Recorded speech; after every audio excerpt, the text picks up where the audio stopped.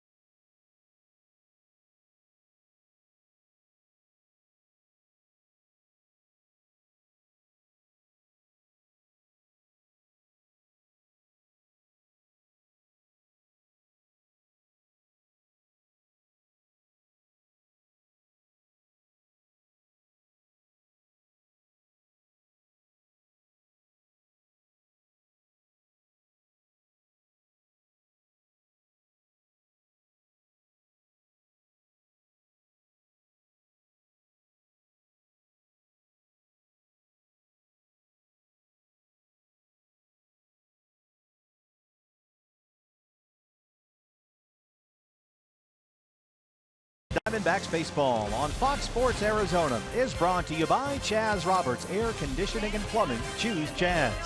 By Lone Butte Casino. You're in for more winning moments at Lone Butte Casino. By Mercedes-Benz, the best or nothing. And by Cox Gigablast. How will you live the gig life? Just about set to go. David Peralta with a 5-game hitting streak. Trying to get everybody lined up in that dugout. First pitch is next. Corbin and Wainwright, the Diamondbacks and the Cardinals.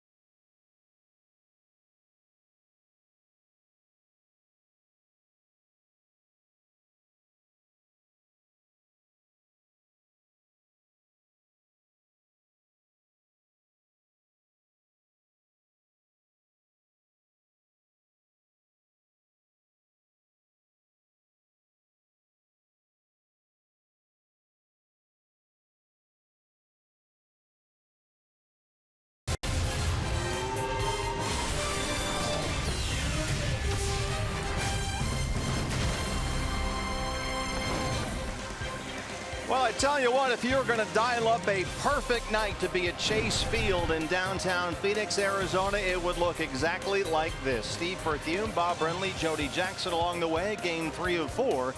The Diamondbacks and the St. Louis Cardinals. We are open for business. Roof and panels wide open. A beautiful night at the ballpark. Mike Matheny's Cardinals in here. 2 games over 500. 4 back of the Cubs in the NL Central. And here's how the skipper for the Cardinals is going to line them up tonight. Matt Carpenter moves across the diamond. He'll play first base tonight. Stephen Piscotty in right field. Matt Holliday will be out in left field. Randall Grichuk in center field. Yadier Molina behind the plate. Jed Jerko at second base. Ruben Tejada in the lineup at third base. Aledmus Diaz at shortstop, and veteran right-hander Adam Wainwright on the mound. Nailed it. Your Arizona Ford starting pitcher for the D-backs, it's Patrick Corbin. 1 win in 4 starts this year. The number that jumps out at you was the 6 home runs allowed, Bob. 3 in his first start against Colorado, then 3 more his last time out Friday here against the Pirates. Yeah, some of it certainly can be attributed to poor pitch selection and maybe a little bit of bad luck on the part of Patrick Corbin. It seems like every time he makes a mistake over the middle of the plate, it doesn't just get hit hard, it gets hit out of the ballpark. Let's go down the field to Jody. You know, guys, had a long conversation with pitching coach Mike Butcher earlier today about the ball flying out of Chase, particularly tonight with the panels open. It's a gorgeous night, but we know what that means for pitchers. But he said when it comes to Patrick Corbin, he didn't feel he was as sharp last time out. He simply didn't have that ball breaking in on right-handers like it usually does, and some of his pitches just weren't as sharp. So again, it seems to come down to the bottom line here, whether you ask Chip Hale or Mike Butcher. You've got to make your pitch, and Wellington Castillo had an interesting comment on this too. He doesn't worry about the environment with these guys, and they're not going to change their plan because he's expecting the pitch to be executed properly. Yeah, the Cardinals begin tonight with 32 home runs, tied with the Diamondbacks for the most of the major leagues this year. The crew chief, Tom Hallion, and his familiar strike call is behind the plate tonight. Matt Carpenter set to lead it off on an absolutely perfect night for baseball at Chase Field. Strike one to Carpenter, 250 and 3 home runs. He homered here in Monday's opener.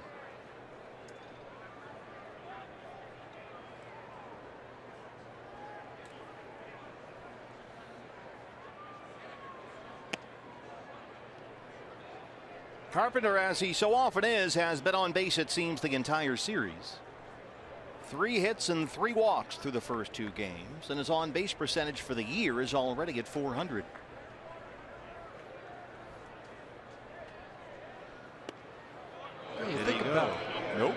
Think about Matt Carpenter. He's a little bit in the mold of A.J. Pollock. He's a guy that you can hit at the top of the order. He's good knowledge of the strike zone. He'll take a walk, high on base percentage, good hitter, sneaky power. But is he more valuable to your ball club, hitting in the 3-hole or the 5-hole, where he might drive in a few more runs? He is the hitter you can't ever know. He's a different guy at the plate, it seems, every year. 3 seasons ago, he led the league in hits, and the year after that, he led the league in walks. And then last year, coming off an 8 home run season, he homered 28 times. It's been a different approach year to year, but as usual, he is on base a leadoff walk. Our Eye on Defense is brought to you by Nationwide Vision Center. Now, we've already featured the 3 guys in the outfield in the open of the show. Tomas in left, Peralta in center, Drury in right field. It'll be Jake Lamb and Nick Ahmed on the left side of the infield. Gene Segura, Paul Goldschmidt on the right side. Wellington Castillo doing the catching for left-hander Patrick Corbin. The right hand hitting Stephen Piscotty steps in, the right fielder. And he's having a big series.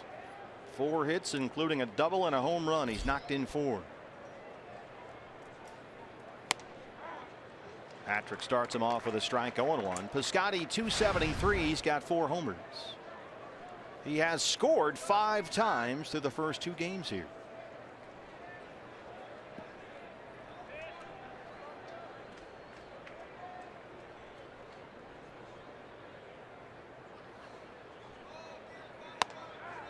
Corbin ahead 0-2. Be ready for the Tom Hallion strike 3 call. Oh, it's one of my favorite things. He turns around, looks right up here as he's calling the guy out. He really sells it.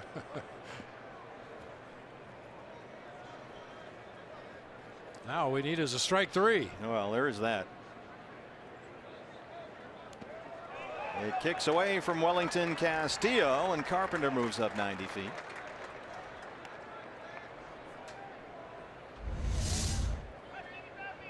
Big slider gets over near the back foot of Piscotty. Wellington only able to deflect it over and toward that on deck circle as Carpenter moves into scoring position on the wild pitch. Count now 1-2.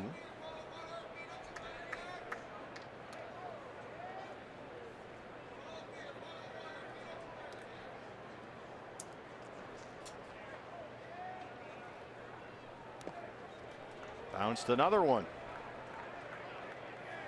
Patrick, after that rocky beginning against the Pirates his last time out, said it was the sinker that kept him in the game, and it was the one pitch he could really control in his last start.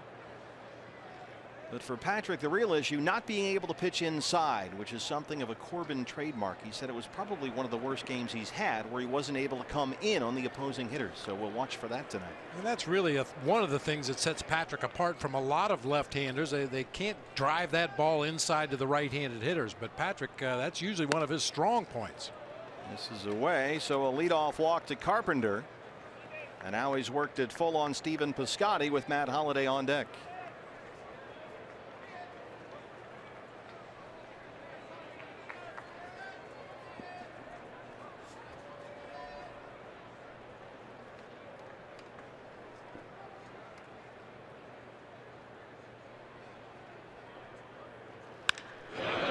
That's a base hit. It rolls into left.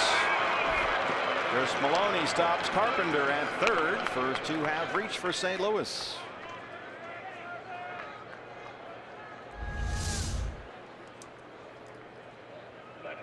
Just rolls rolls over. It's a top spin grounder that finds that hole on the left side of the infield. Nick Ahmed cheating a little bit up the middle of the field. Jake Lamb playing straight away at third, and it perfectly splits that gap between the two. And Patrick in immediate trouble. Castillo and Goldie out to the mound now as Matt Holliday strolls in. Holliday, you may recall, had to come out early in Monday's game with a right leg cramp, but he's back tonight. 237 and 3 homers. Had an RBI triple against Zach Greinke in his only at bats of the series so far. Also grounded out and then came out of the game. Carpenter at third and Piscotty at first.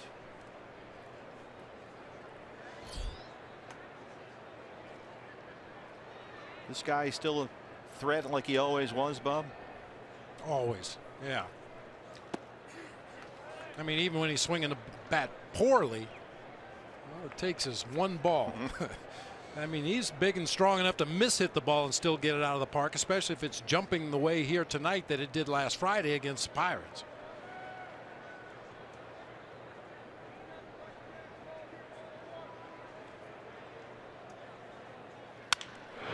Up the middle, Segura behind the bag.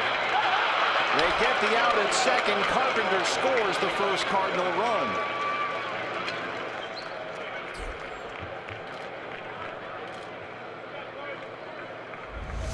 That was going to be some kind of miracle double play if Nick Ahmed is able to find that ball as he turns his back completely to his target. Unfortunately, just loses the handle there.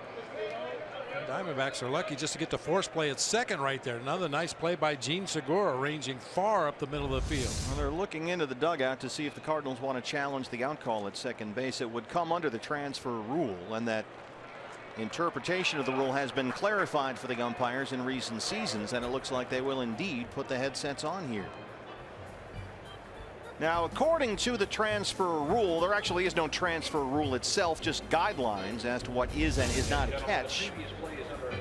But it's a valid force out or tag if the fielder had complete control over the ball in his glove. I'm not so sure he did. You could see an awful lot of white as that ball hit the heel of the glove and was trying to ricochet out of Nick's mitt. Not so sure about this one. There is no requirement, according to the Rules Committee, that the fielder successfully remove the ball from his glove for the play to be ruled a catch, or in this case an out. So if you drop it while transferring the ball to your throwing hand, it is still an out. At least that's the way the umpires have been told to interpret that, what is known as the transfer rule.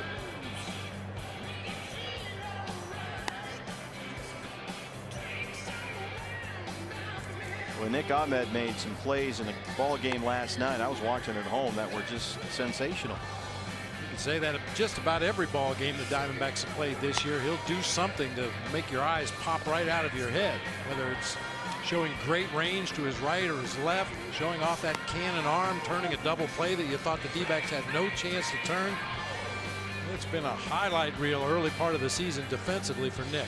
Well, Patrick Corbin could really use this out, as the first three for the Cardinals have reached to start the ball game, and he is indeed safe at second, so the call is overturned. And Mike Matheny wins his challenge. The call has been overturned. So it's a fielder's choice for Holliday. Carpenter scores. Piscotty in at second, and still no outs. And the batter will be Randal Grichuk, the center fielder.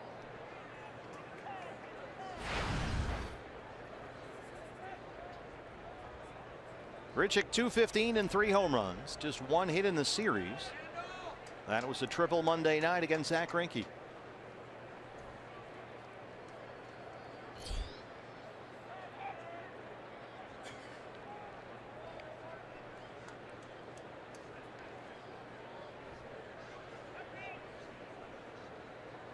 This guy has tremendous raw power, but he strikes out a lot. Last year, more than 30% of the time.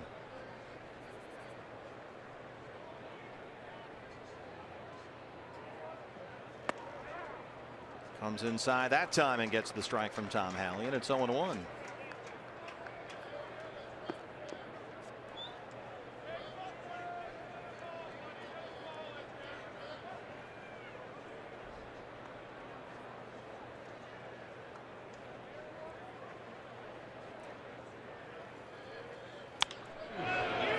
In the air to right field, Brandon Drury coming in. Brandon getting the start out there tonight with Peralta in center, and that's the first out of the ball game. Catcher number 4. It's a big out to get retire Grichuk without the runners advancing 90 feet right there. Once again, now you have an opportunity. If you can throw that ground ball, get it hit hard right at one of your defenders. You got a guy at the plate that does not run well. Double play candidate right here. And keep in mind, Holiday had to sit out the game last night with that cramp in his right leg. He's at first. Piscotty at second. And Yadier Molina riding an 8-game hit streak. He has a pair of singles and a walk in the series so far.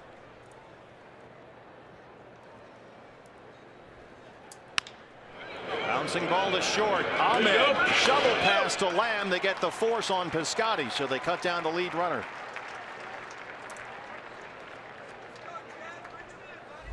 Nick always has that internal stopwatch. He probably thought about trying to turn 2 up the middle of the field. May have had enough time because of the 2 slow runners, but decides to get the out at third base.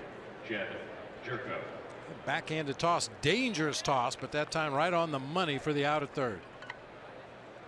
So now Holiday at second, Molina at first. 2 down for Jed Jerko, the second baseman. Just under 240 for the year, but he's got 4 home runs.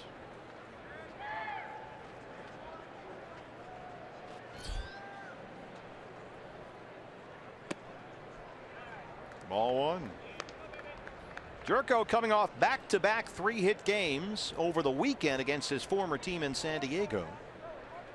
That included a pair of home runs, but he's hitless so far in this series with 3 strikeouts. I guess he was fired up to play against the Padres, who traded him in the offseason. Hard to short. Ahmed's there. Segura's got it. The force on Molina, and that's the inning. But the Cardinals get 1 Diamondbacks coming up.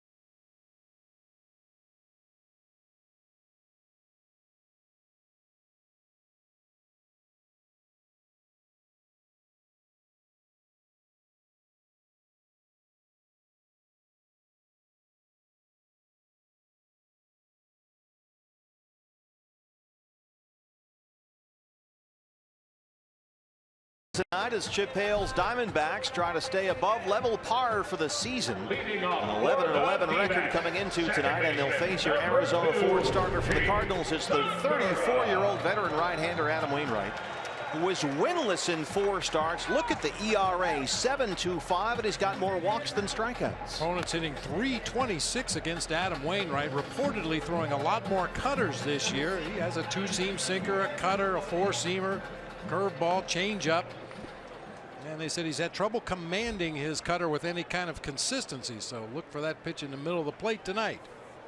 Gene Segura, the major league's hits leader, batting .347, will get us started. Here's the lineup for Chip Hale's Diamondbacks. Gene Segura leading off at second base. Jake Lamb at third. Paul Goldschmidt at first. David Peralta will be out in center field with Yasmani Tomas in left. Wellington Castillo behind the plate. Brandon Drury in right. Nick Ahmed at short. And the pitcher Patrick Corbin batting 9th tonight. And the Diamondbacks wearing in the field the home white uniforms with the red D cap, and they've got the red mat helmets going as well. All coordinated. Tough play for Tejada. The former Mets shortstop throws it away. Segura will advance to second. Carpenter at first is over there. He's got it. But Gene is in safely. A new look to the Cardinal infield. Ruben Tejada, the longtime Met shortstop, is at third. They move Carpenter to first for the first time this year. And sure enough, right away, it finds both of them. Test him right away. Ball hit way to Tejada's left that time. Ranges far over in front of the shortstop and then just spikes the throw in the dirt to Carpenter over there.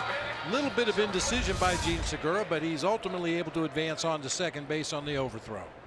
So it looks like a single for Segura. E5 on the throw from Tejada puts him at second base.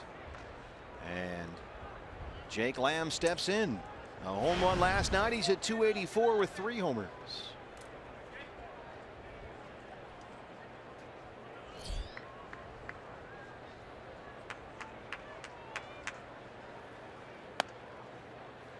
Ball 1.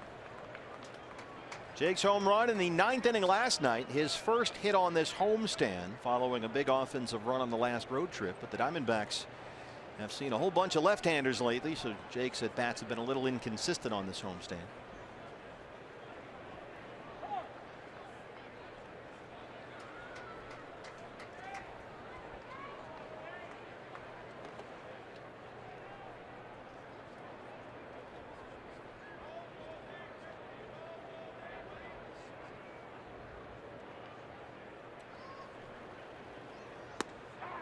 There's a strike, 1-1.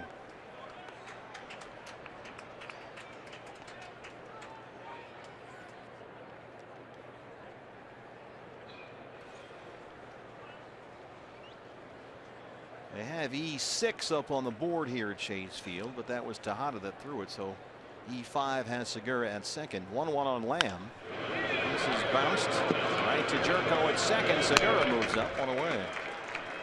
Our Eye on Defense is brought to you by Nationwide Vision Centers. Holiday, Grichuk, and Piscotty left to right across the Cardinals outfield tonight. Tejada at third, Diaz at short, Jerko at second. Carpenter slides over to first base tonight. 8-time Gold Glover Yadier Molina behind the plate for right-hander Adam Wainwright. That's 8 Gold Gloves in a row. In a row. Unbelievable. So here's Goldie now. Tying run 90 feet away, 1 down. Infield creeps in for the Cardinals, which with this guy up there cannot be a comfortable feeling. Goldie hitting .247. He's got 5 homers. 15 RBIs, tied for the team lead with Gene Segura, who's standing down there at third.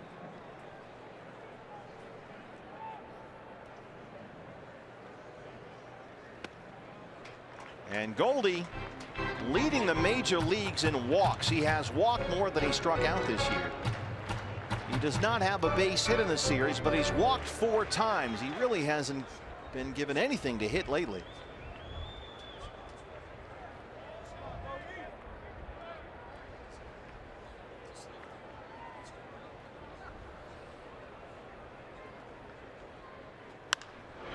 Lines it right to Jerko. Segura's off the bag, and they got him. A big-time hang with him for the Diamondbacks as Segura was hung up. And that ends the threat. Diamondbacks trail the Cardinals 1-0. Remember your history when the New York Yankees returned to Chase Field.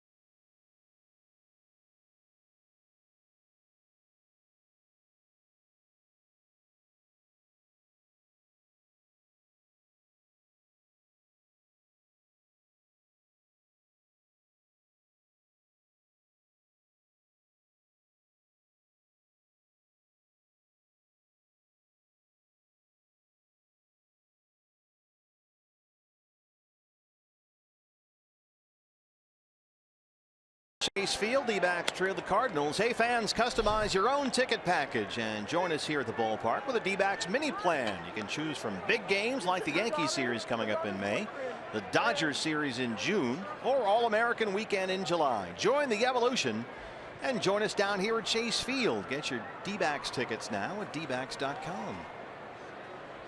Ruben Tejada leads off the St. Louis second against Patrick Corbin. Tejada 1 for 7 with a double in his first year in St. Louis.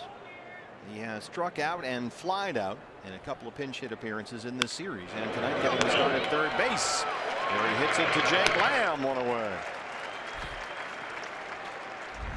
Helps to have a tall third baseman that can jump a little bit. Jake Lamb going up the ladder to field that one. Looked like it was ticketed for left field. Instead turns it into a quick one pitch out to start the inning.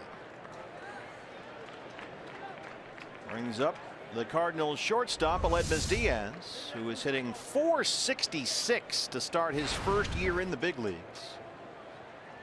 He's already got 11 RBIs and 12 extra base hits, including 3 homers. And one thing I noticed about Diaz, the first game of this series, watch his top hand as he takes his stance here in the batter's box. Very loose with the top hand. Doesn't even wrap his fingers around the bat until Patrick releases it. Jake Lamb coming in. Perfect throw, 2 down.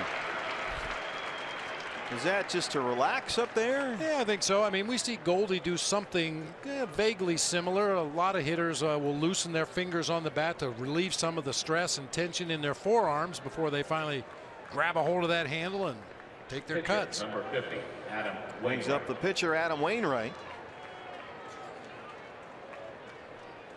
Wainwright is a big dude, 6'7", 235, with a big strike zone.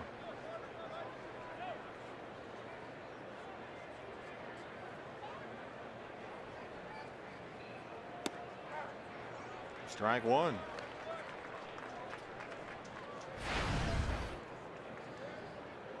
First round pick by the Braves in 2000 out of Brunswick, Georgia. And he rolls it to Nick Ahmed. 3 ground ball outs for Patrick Corbin. A 1-2-3 second. He trails it 1-0.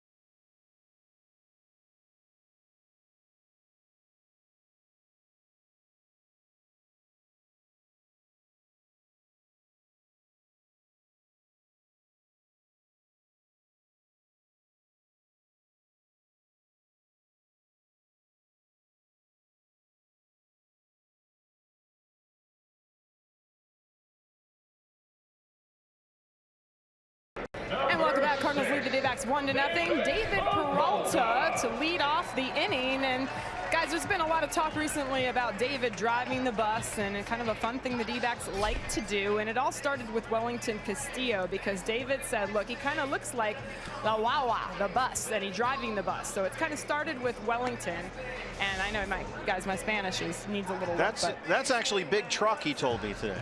Because he says, you know how the trucks have the help with that. Well, the trucks have the big wheels. You know how they have those big giant tires on him. He thinks that Castillo was built like one of those big trucks. So this is the birthday present on Wellington's birthday the other day. Ariel Prieto gave him a Sesame Street La Wawa, and there's Cookie Monster and Elmo and a picture of Wellington in there.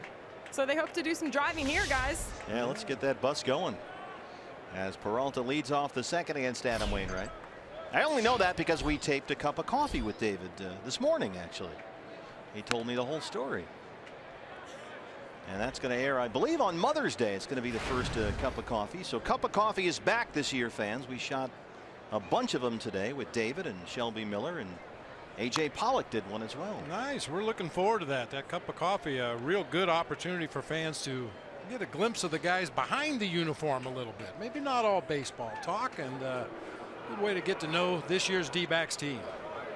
Shelby was great. A.J. was down there with his elbow brace on. 0-2 on Peralta. Getting the start in center field tonight for the first time this year.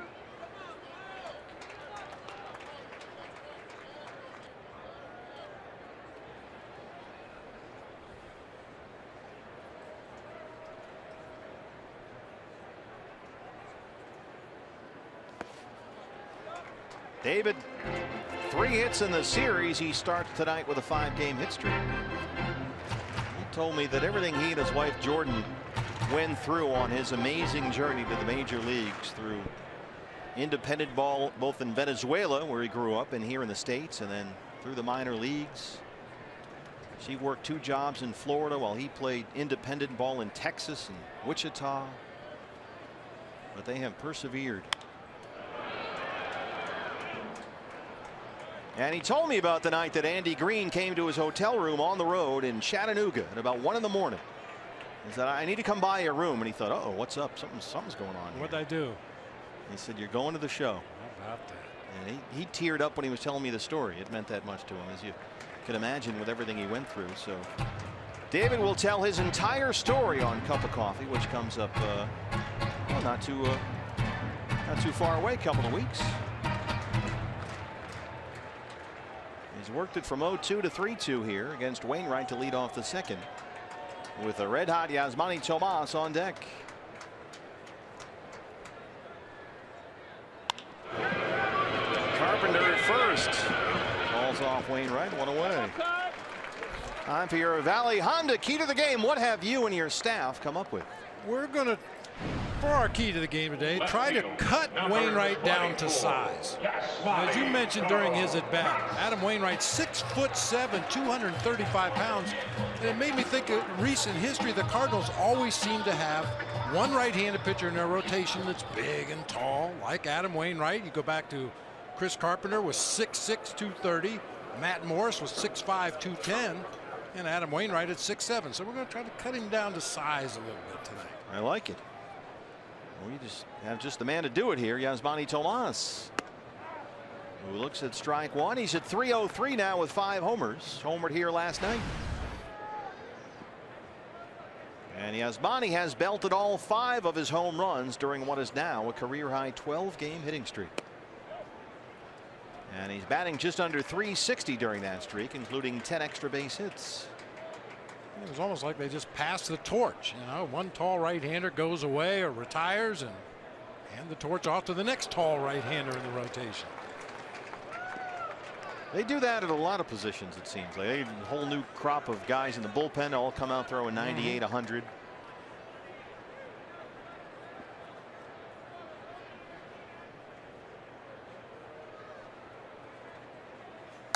Look out.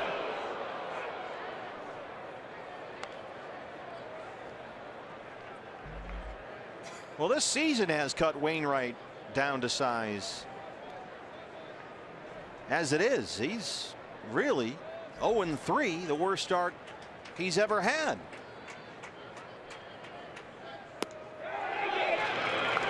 And Tom Hallion says strike 3, first strikeout for Wainwright, who, if he comes up shy of a victory tonight, would make him winless in his first 5 starts for the first time ever. Wow. What a night here at Chase Field. Just beautiful. Look at that shot. Great job by the crew here. Great night to be at the ballpark.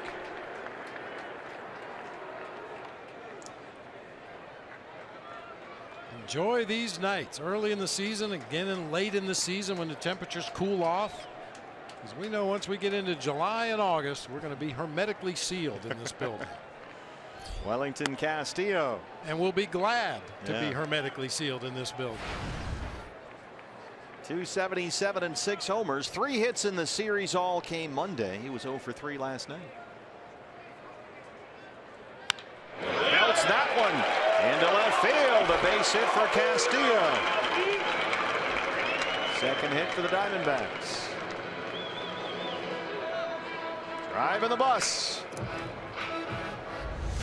Right field, number 27.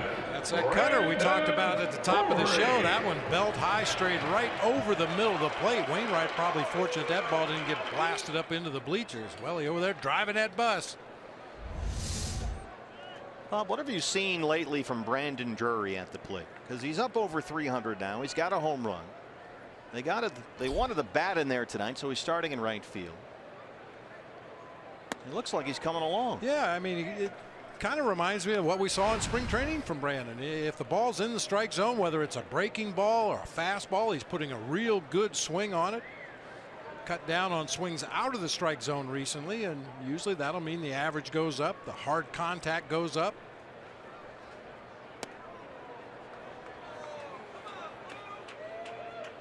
One and one. Yeah, Brandon, for me, just what we've seen so far this year is, and last year at the end of the season, real good fastball hitter, especially if it's down, and a real good breaking ball hitter if it's in the strike zone. He will occasionally chase that breaking ball in the dirt or the slider off the plate away, but if you throw it in the strike zone, he will hit it hard, like that. Drives it to left. There it goes. Goodbye, Brandon Drury. That's his second of the season. And the Diamondbacks have the lead. It's 2-1.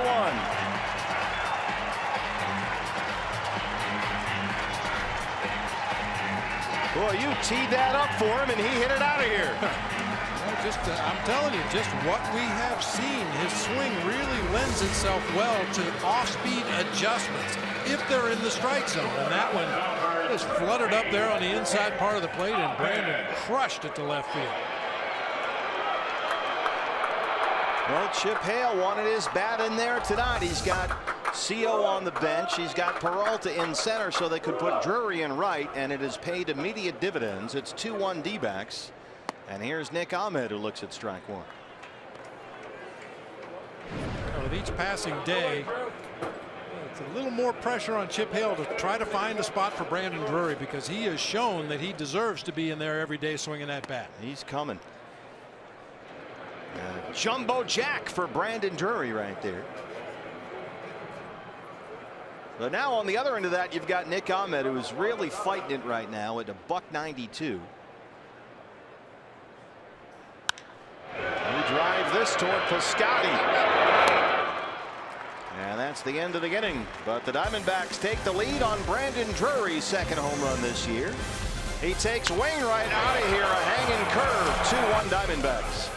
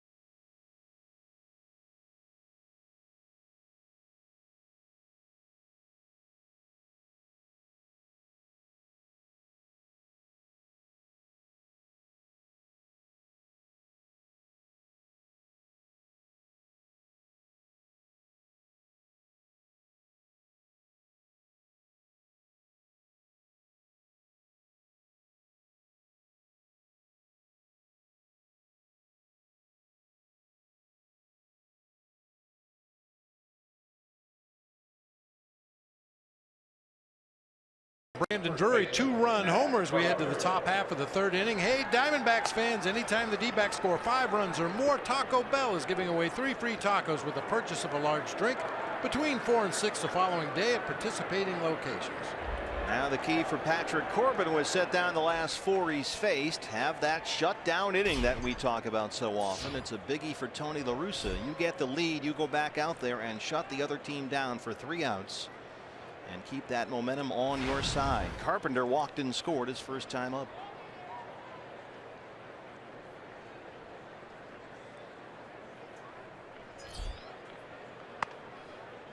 This will be a big inning for Patrick's peace of mind if he can put a 0 on the board. So far this season, he's given up 13 of his 14 runs in the first 3 innings of the ball game.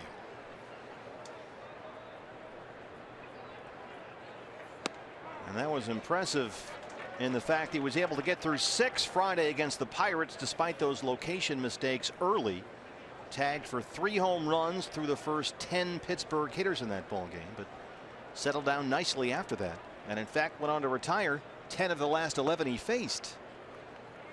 But it was that initial trouble that really hurt him. As Chip Hale said, he pitched down and located after those bumps, but the pitches the Pirates were hitting were pretty much center cut up. So keep it down. 2-2. And you look at the numbers against Patrick this year. First plate appearance for an opponent in the game, they hit .382.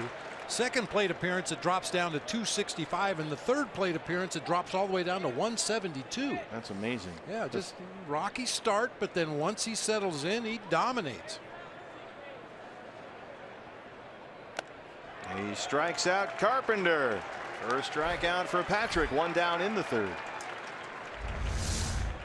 Patrick doesn't elevate a lot, but very effective this time up above the belt to Matt Carpenter to get the swinging strike.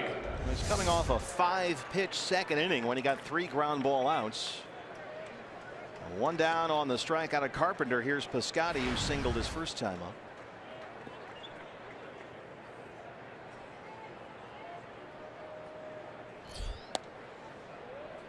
And Piscotty, his bat's starting to perk up after a relatively slow start. He's had multi-hit games in 4 of his last 6. And a big night last night. Nick Ahmed won't get there. It rolls into center. Second hit for the Cardinals, and Piscotty has both of them. Patrick almost looked like he let that ball go through, assuming that Nick Ahmed was going to get it. And why wouldn't you assume that? He usually does, but that time it just snuck through into shallow center for a base hit. I was going to say they have so much, all the pitchers, and they talk about this all the time, so much trust in Nick back there, and really in the whole middle infield, that it looked like maybe that was one time where it would have been better off not to let it go through, huh? Yeah, we know Patrick's got some ups out there on the mound. He can jump a little bit, but he just kind of held it short, let Nick come across to try to make the play, and he couldn't quite get there. And Holiday.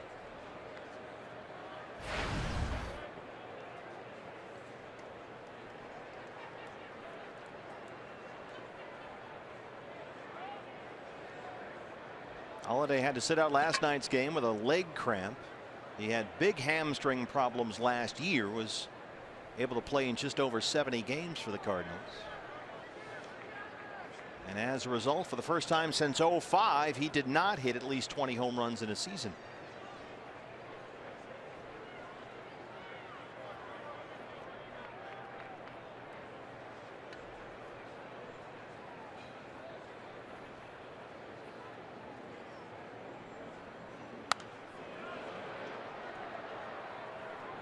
Here's John Mabry, the hitting coach for the Cardinals. How would you like this, partner, if one of your players came to you and said, listen, I appreciate all the advice you've given me, John, and by all reports, John Mabry, a very good hitting coach, but my brother says that my swing's a little off.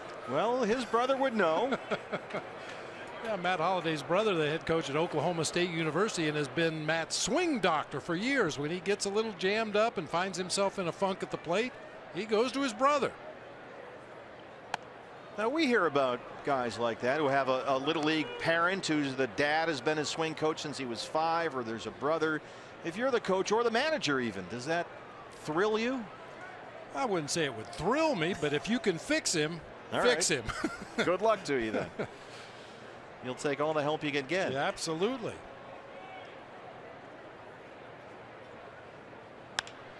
This is driven deep to left center field.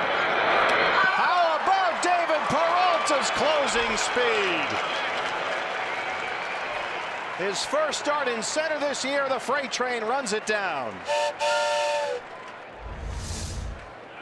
Wow.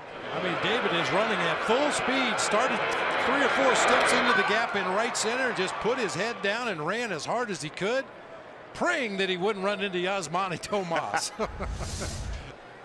Yeah, that's almost the exact same spot where we saw that horrible collision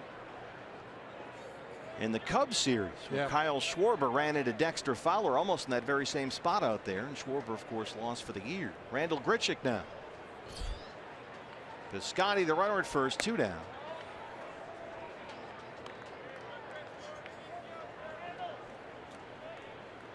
It's funny, when Socrates Brito was sent to AAA Reno earlier this month because the Diamondbacks needed pitchers up here with a bullpen, Chip Hale had told us that in terms of center field options, seeing David Peralta in center field for just a bit in San Diego kind of woke him up, and Chip said, oh yeah, he can play center field.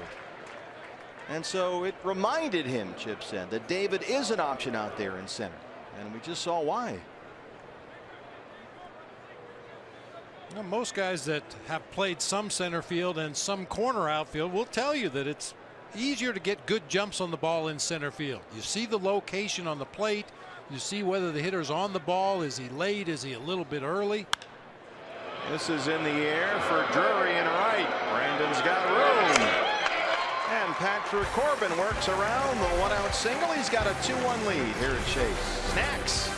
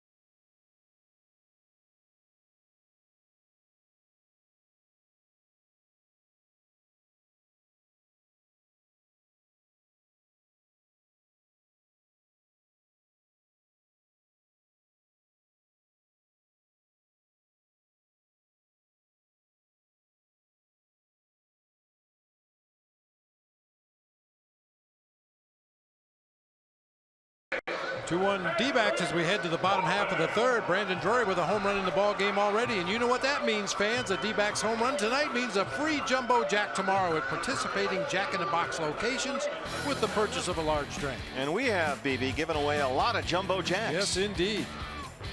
Diamondbacks now on the Drury homer lead the majors in home runs, broke the tie with the Cardinals coming in as Patrick Corbin leads off the Diamondback third. There is another end of that spectrum. And that's the Atlanta Braves. Wow. Diamondbacks now have 33 home runs. The Braves began tonight's ball game with 3, but they have hit one, or they did hit one tonight. They lost to the Red Sox 9-4. That's not a lot. That's not. I thought it was a misprint when I looked at the stats. Wait, that can't be right. They have 3 home runs. Yeah. Diaz at shortstop. Then you consider the fact that the Atlanta Braves have played 21 games this year. They've already had an 8-game losing streak and a 9-game losing streak. Well, that was part of the plan. That's tough duty. Gene Segura, the major league hits leader, already 1 for 1. And he has excellent numbers for his career against Adam Wainwright, a .450 hitter against Wainwright.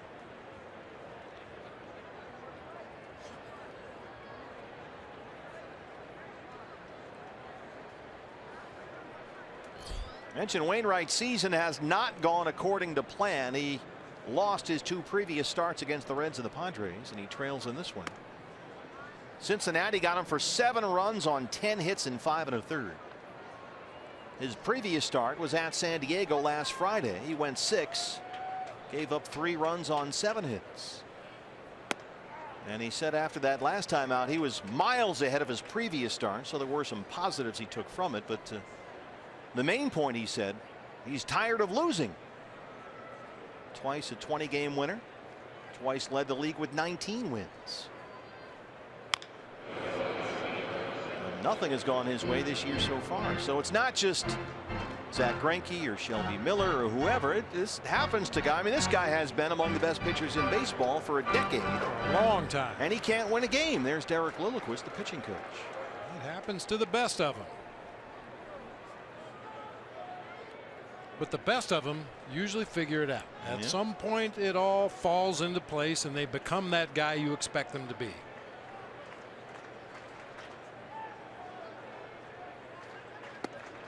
Well, Wainwright's biggest problem has been poor command. He's walked 8 batters, or he did walk 8 batters in his first 2 starts. And that's been better his last 2 times out. Only 1 base on balls in each of the last 2, but he's been getting hit more than usual as a result of trying to be in the strike zone more often. And that, combined with his lower than normal strikeout numbers, have created issues for Wainwright. The high strikeout total for the year so far is only 3, and that was back on opening day. And so batters this year have been getting more consistent, solid contact off Adam Wainwright than he's used to seeing. As he said, he's been throwing the ball in the middle of the plate, and they've been crushing it. That is into center, a base hit for Segura, who's 2 for 2. He keeps on rolling.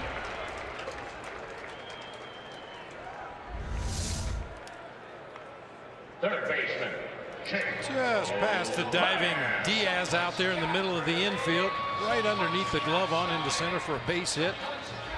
Yeah, Gene Segura is not just a hitter that'll cherry pick fastballs to get his base hits. That was a pretty good breaking ball down in the zone. Kept his bat right there.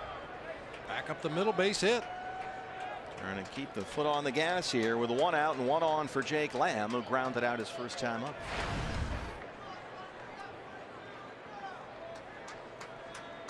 I'm digging the all red look tonight. Head to toe in red. The Diamondbacks. It looks good. Some guys have red in their shoes. How about the black belt, though? Don't you think you'd mix in a red belt with this uni?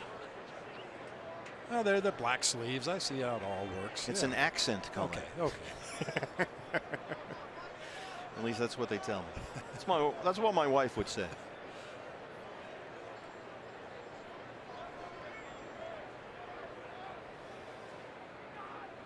Cardinals overload the right-hand side against Lamb. And he takes ball 1.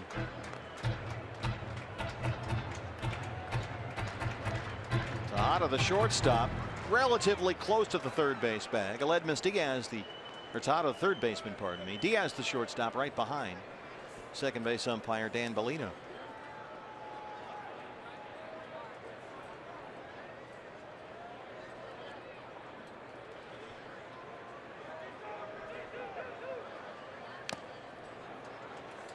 One and 1.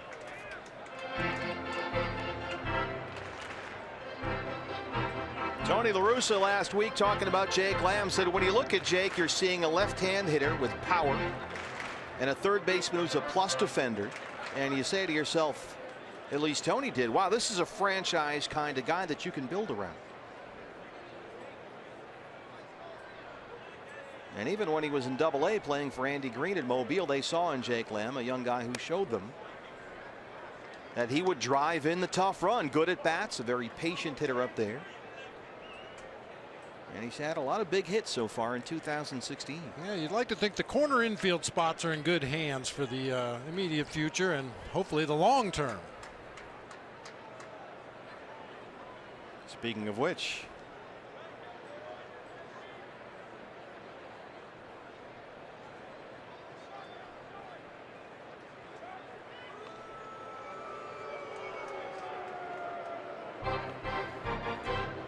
this is an at bat, Bob, where last year maybe Jake, ahead of the count 2-1, would swing at almost anything that was in or close to the strike zone. But now it seems like he'll lay off pitches. He knows he doesn't always have to swing, even if it is a strike.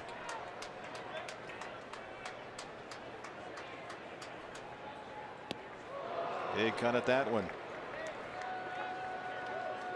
I think that has everything to do with confidence. Confidence in yourself that you can still hit with 2 strikes. Big swing at that breaking ball, just kind of stayed out there on the outside corner that time. Yeah, I know some hitters that didn't even want to get to a 2-strike count. They wanted something to happen the first 2 or 3 pitches of the at bat because they weren't comfortable hitting when they were down in a hole to the opposing pitcher. Does get a piece of the 2-2. That's in play. They get the force on Segura, and the Cardinals turn 2. Molina, Diaz to Carpenter. We are through 3. Diamondbacks lead it 2-1.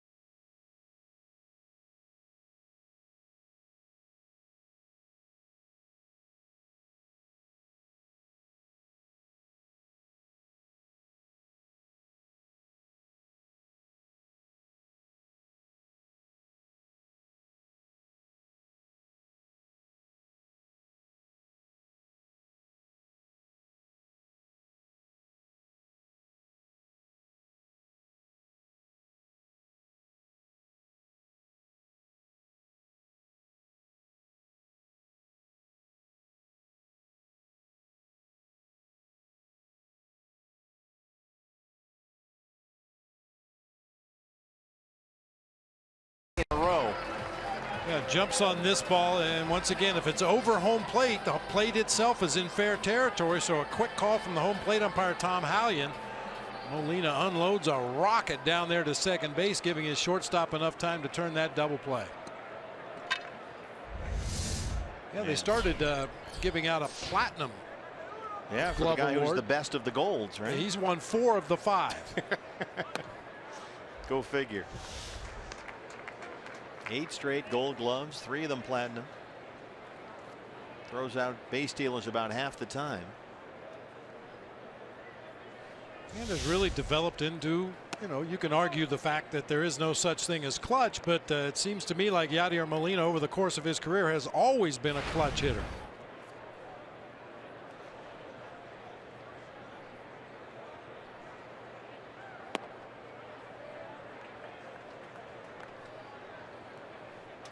Molina recently caught his 1,440th game behind the plate, so he passed Ted Simmons as the Cardinals' all-time leader in games caught. And you wonder how long he's going to keep going here. He's 33, he'll be 34 July 13th. He says as long as he's having fun, he'll be out there. His 13th season in the big leagues. Leadoff walk, second walk issued by Patrick Corbin. You can call this clutch or not, but with nobody on base throughout the course of his career, Yadier Molina is a .265 hitter. With runners on base, it jumps up to .306. With runners in scoring position, it's .305. Have you found a way to quantify clutch? Because most sabermetricians would shudder at the thought. No, but your eyeballs tell you what you see. And Yadier Molina, especially with runners on base, you give him a hole on the first base side, he'll look for a pitch to shoot that direction. You put a runner at third base with less than 2 outs, he'll find a way to get the ball in the air to the outfield. Janjerko. Double play ball here. Ahmed closing. They get one. But Jerko beats it out. Hit a little too slowly for Nick to come in and still turn two.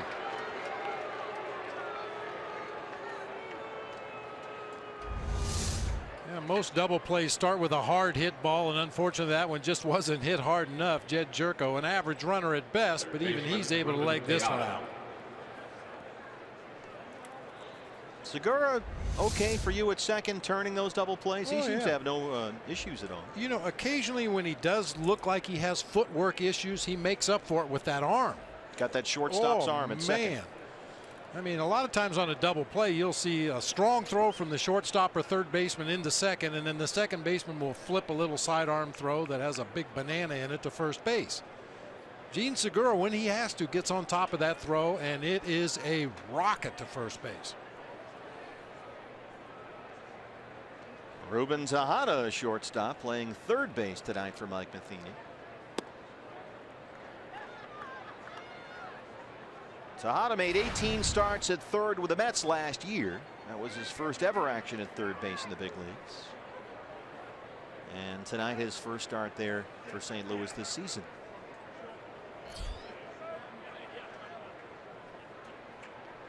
Cardinals have a lot of options over there at first base. How about this one? Ahmed, Segura, Goldie there, roll it. Another ground ball out, make it two in fact there for Patrick Corbin, who gets us to the home half of the fourth with a 2-1 D-backs lead.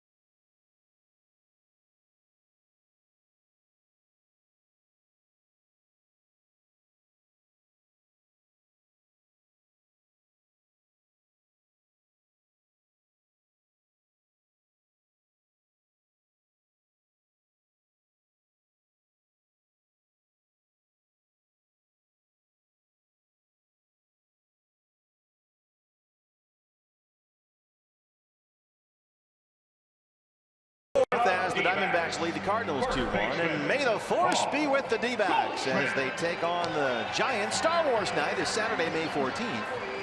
And fans, if you get to the ballpark early, you'll get the D-backs Star Wars soft style t-shirt courtesy of Cox Communications, as modeled here by Dennis Lamb, star of the Dennis Lamb Show.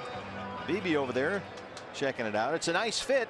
Visit dbacks.com. Get your Star Wars soft style D-backs t-shirt May 14th against the Giants, and that's another episode of the Dennis Lamb Show here on Fox Sports Arizona. Excellent job, Dennis. Goldie leads it off. At least he didn't drop it this time. Yeah, thankfully. On the last episode of the Dennis Lamb Show, he kind of overloaded him. We had the pool bag, we had the barbecue apron, the T-shirt, and Dennis put them all on the ground. Yeah, it wasn't good. No. We should remember that on Beer Stein Day. You know, things that might break. One item per show for Dennis.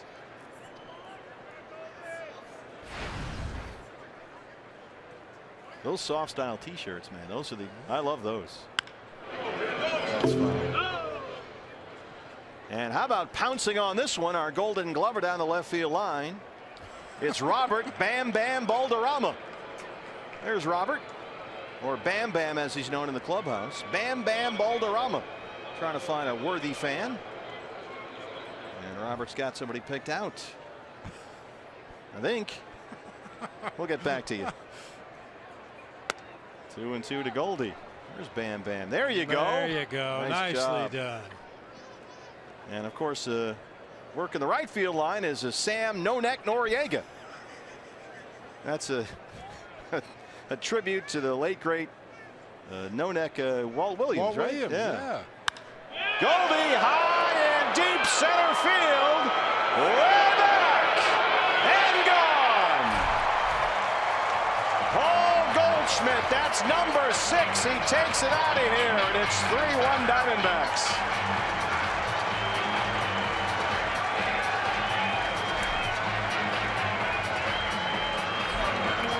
Nice catch. That one might have re-entry burns on it. High in the air, just to the left to straightaway center field for Goldie. Man, is that good to see. 6th homer of the season, 5th solo homer. D-backs now leading the majors with 34 home runs as David Peralta steps in. 3-1 Diamondbacks. They've homered twice off Adam Wainwright. Brandon Drury a 2-run shot in the 2nd. Now Goldie a homer to lead off the 4th. And great job, BB, by our fan out there who gave the Goldie home run ball to that young lady. Even though she's a Cardinal fan, that's all right.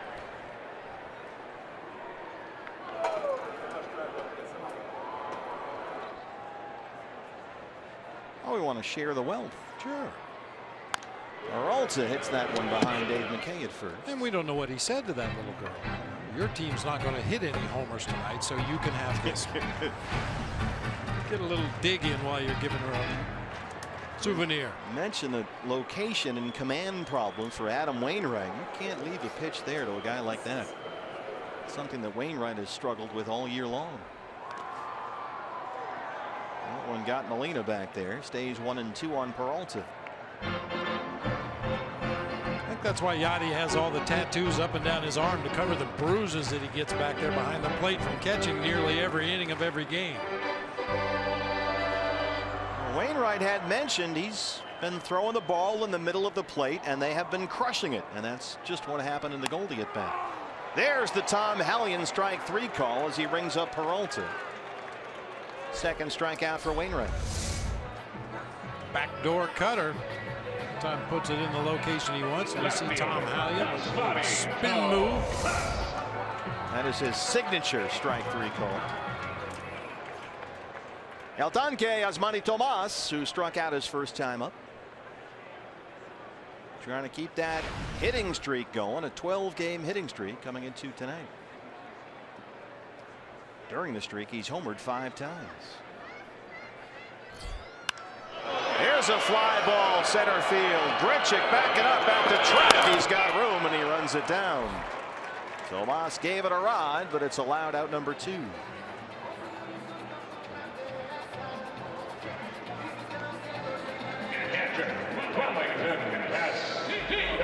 Wellington Castillo now.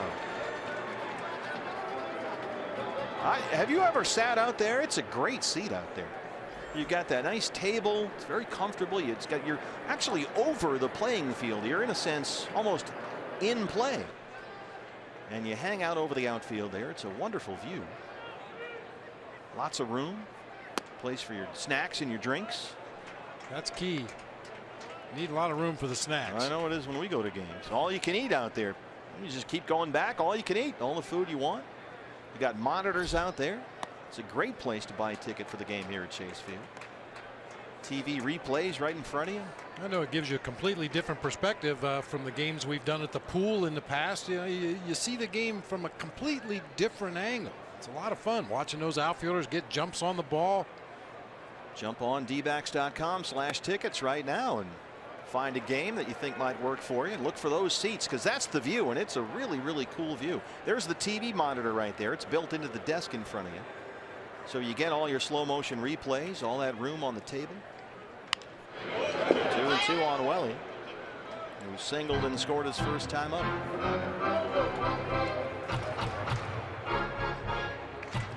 Castillo 6 home runs and 12 RBIs in his last 9 games.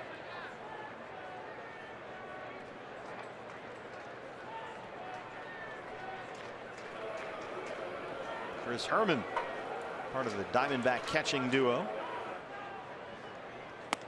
Called strike 3. Hallion rings up 2 in the inning, but the Diamondbacks add 1 more. Paul Goldschmidt, this is number 6 on the year.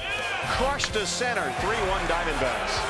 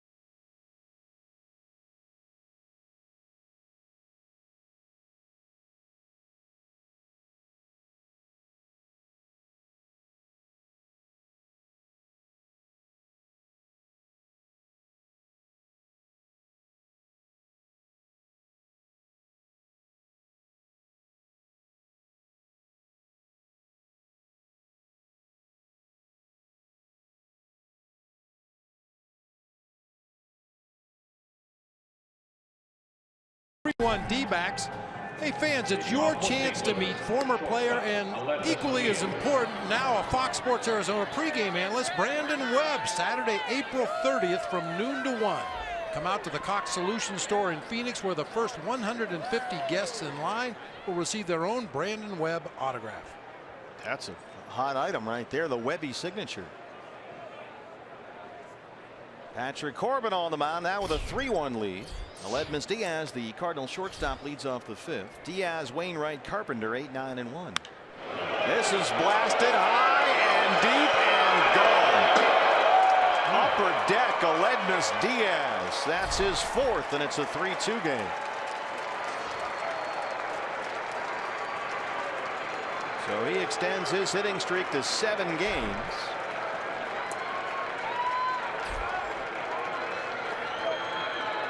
His 4th of the year.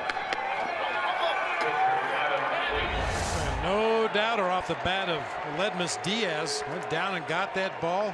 A lot of backspin. That ball hung up in the air for a long time right down that third baseline. Ends up in the second deck out there. 440 feet according to StatCast. 440 on the Diaz homer. And came into the ball game hitting 466. And he's got Adam Wainwright back within 1. Wainwright shoots that one right to Lamb at 3rd. Aledmus Diaz, 13 extra base hits, 12 RBIs, 4 homers. Not a bad start to the big league career for the 25-year-old Cuban. And for Patrick Corbin, that's already the 7th home run he's given up this year. Carpenter has walked and struck out. He's 0 for 1.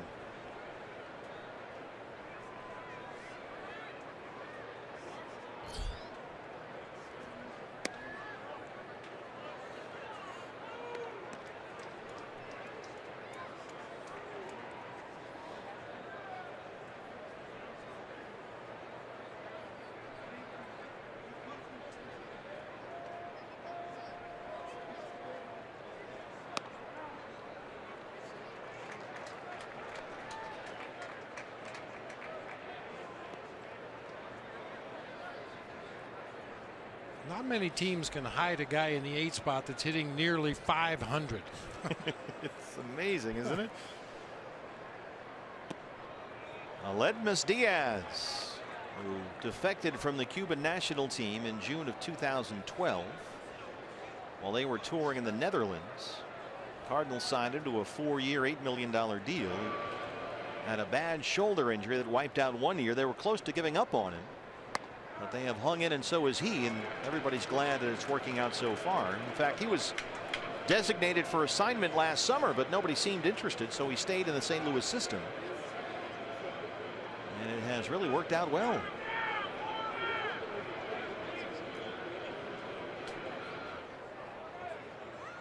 Five seasons of pro ball in Cuba. And now Carpenter has worked at full 3 and 2. How about this for Diaz? 10 games on the road this season. He's batting .580 with 3 homers and 8 driven in 10 games.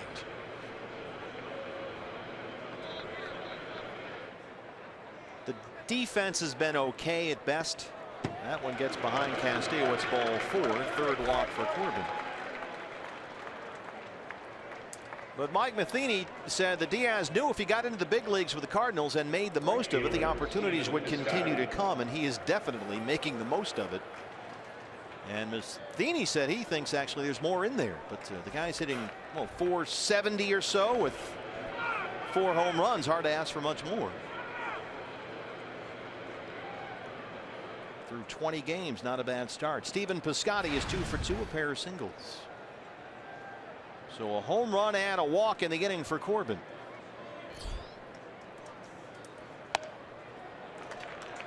We'll see how Patrick responds with 1 out and 1 on.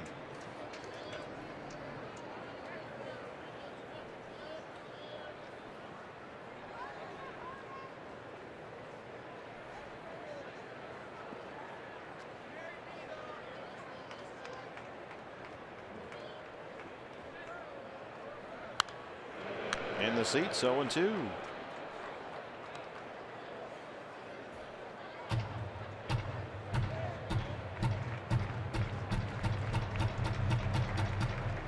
Boy, Piscotty's already got 6 hits in the series, including a double and a homer. He's scored 5 times. He's knocked in 4. First round pick out of Stanford 4 years ago. 1 and 2. Had a good rookie year last year, Piscotty, just over 60 games, hit .305, homered 7 times. And St. Louis in the offseason traded John Jay to San Diego. They saw Jason Hayward lead for the Cubs, so they thought with Piscotty and Grichuk they would move these 2 young guys in there and go forward with both of them, and that's been the plan.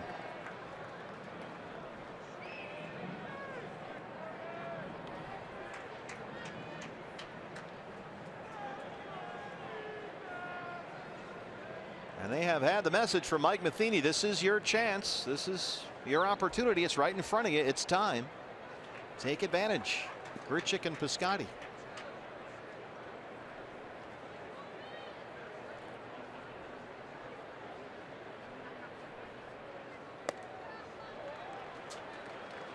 Well, he had him ahead 0 and 2, and now it's a full count 3 and 2 after walking Carpenter.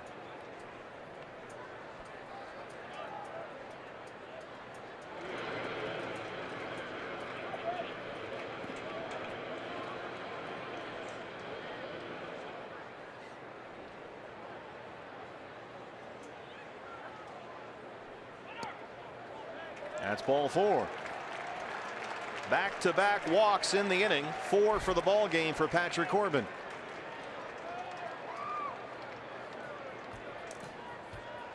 Left fielder, Matt Holliday.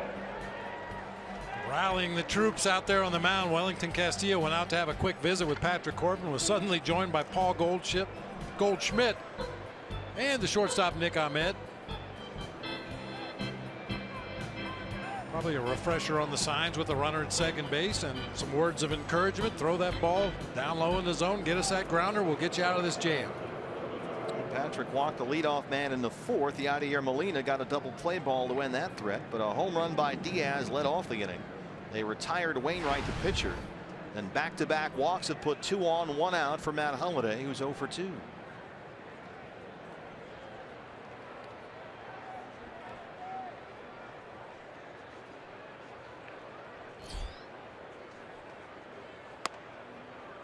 All 1.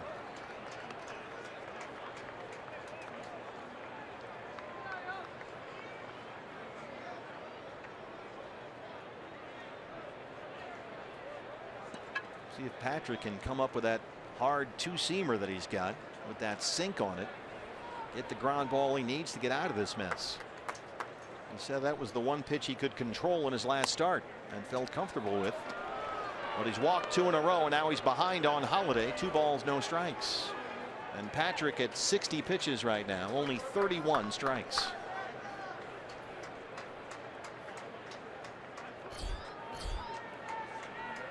The command is escaping him here in the 5th.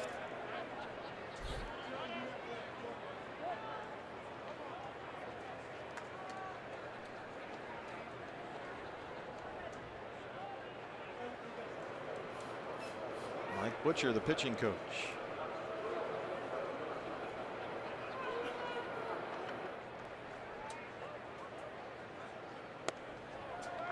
Three and 0.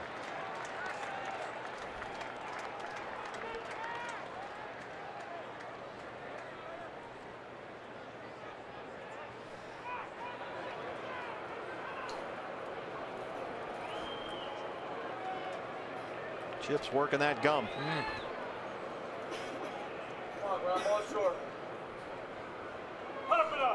Looking for that ground ball. In there for a strike. 3 and 1.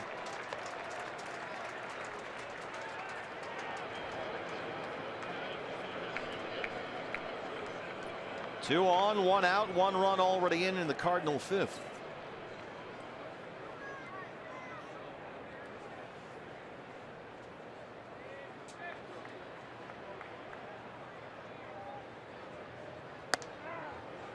Strike 2. Perfect location on those last 2 fastballs, right out there at the bottom of the knees on the outside corner. Holliday, with the count in his favor, is going to be very selective. That looked like a ground ball double play waiting to happen right there. That sinker down at the bottom of the zone. A full count to the 3rd consecutive Cardinal hitter. He has walked the last 2. Carpenter at second, Piscotty at first. One more time.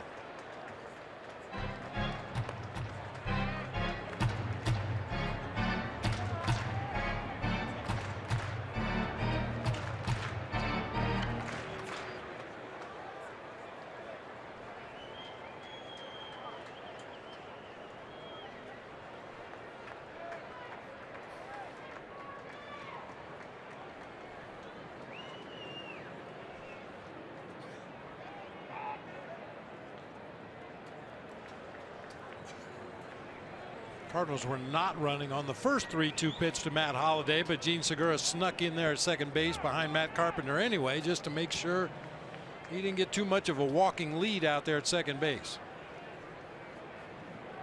3-2 pitch. Shortstop Ahmed Segura.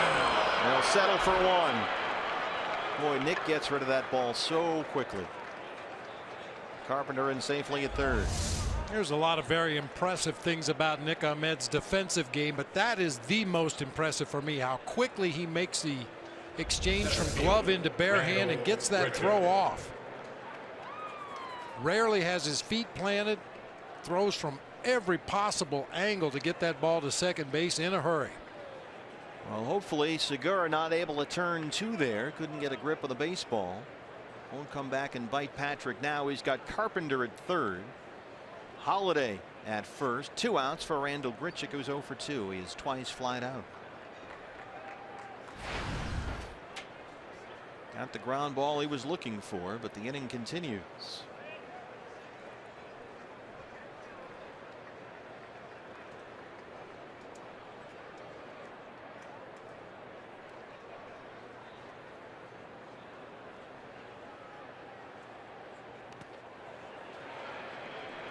Will get this guy to chase.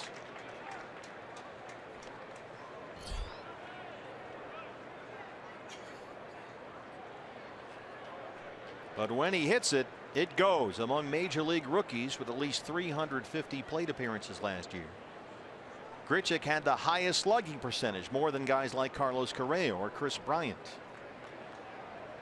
He can barrel it up.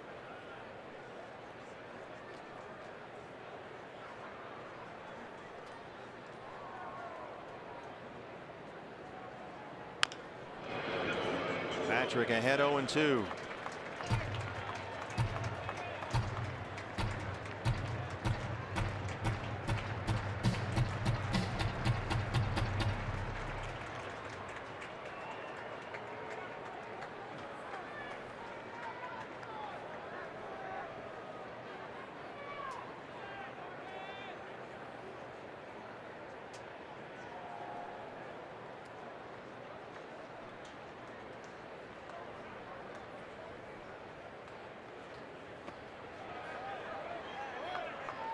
One and two.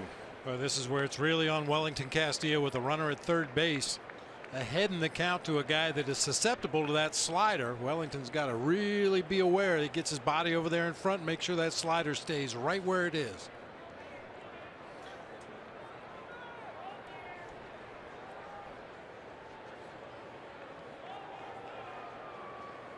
Another slider coming.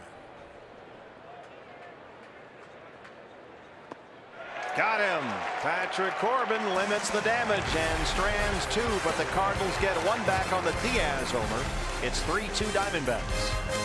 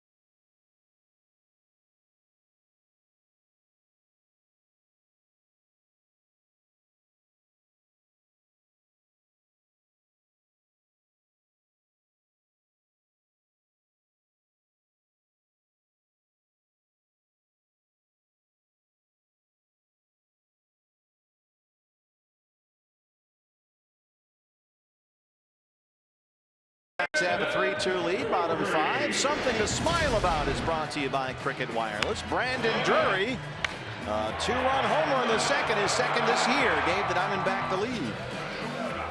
Line drive variety home run for Brandon Drury. We mentioned in the open of the show that this guy's done a much better job when he's in the starting lineup as opposed to coming off the bench as either a defensive replacement or a pinch hitter.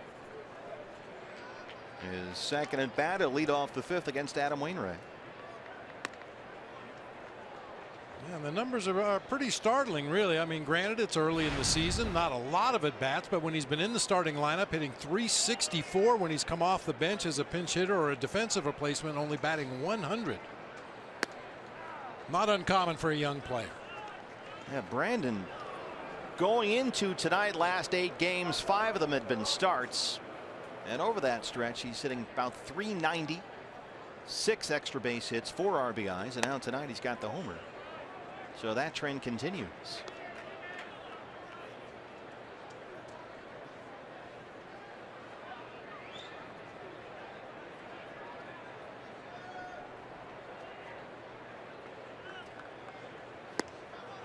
He's ahead, 3 balls and a strike.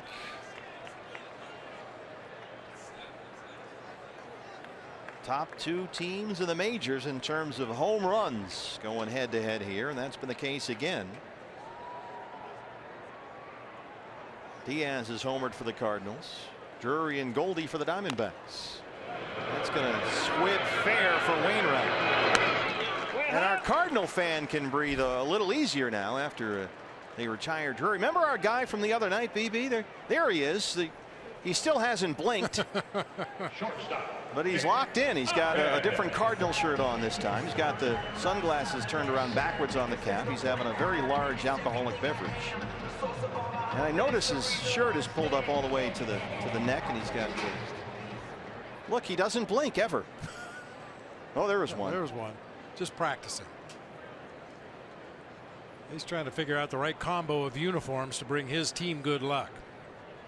Didn't he have on navy blue the other night? He had on the old polyester pullover. Yeah, the Willie McGee. Yeah, the powder blue look.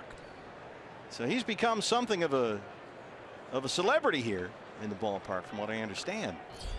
Tejada at third. Goes out on it.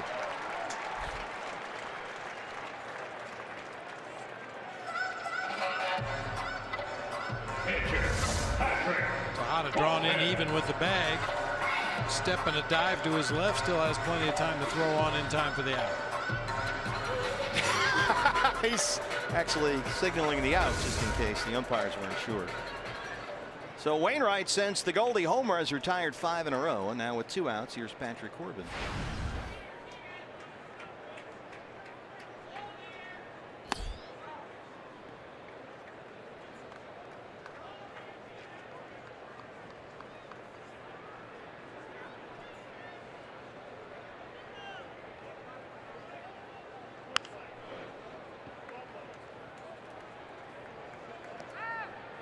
Were those jerseys actually polyester back in the day, those pullover ones? Mm-hmm. Oh, yeah. That couldn't have been very comfortable. No, but it sure looked cool. Well, the Giants for a while had those softball-y type ones.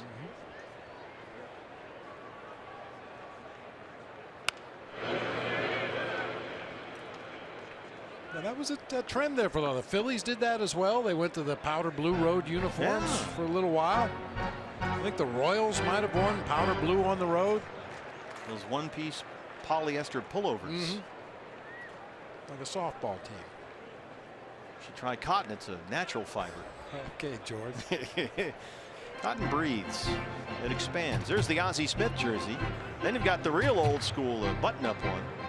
That's a blue hat. Look, it's been a tough series.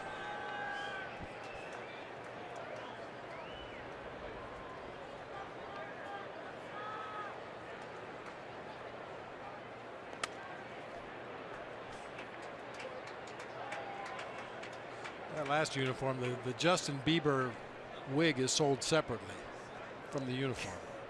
Don't knock the moss, man.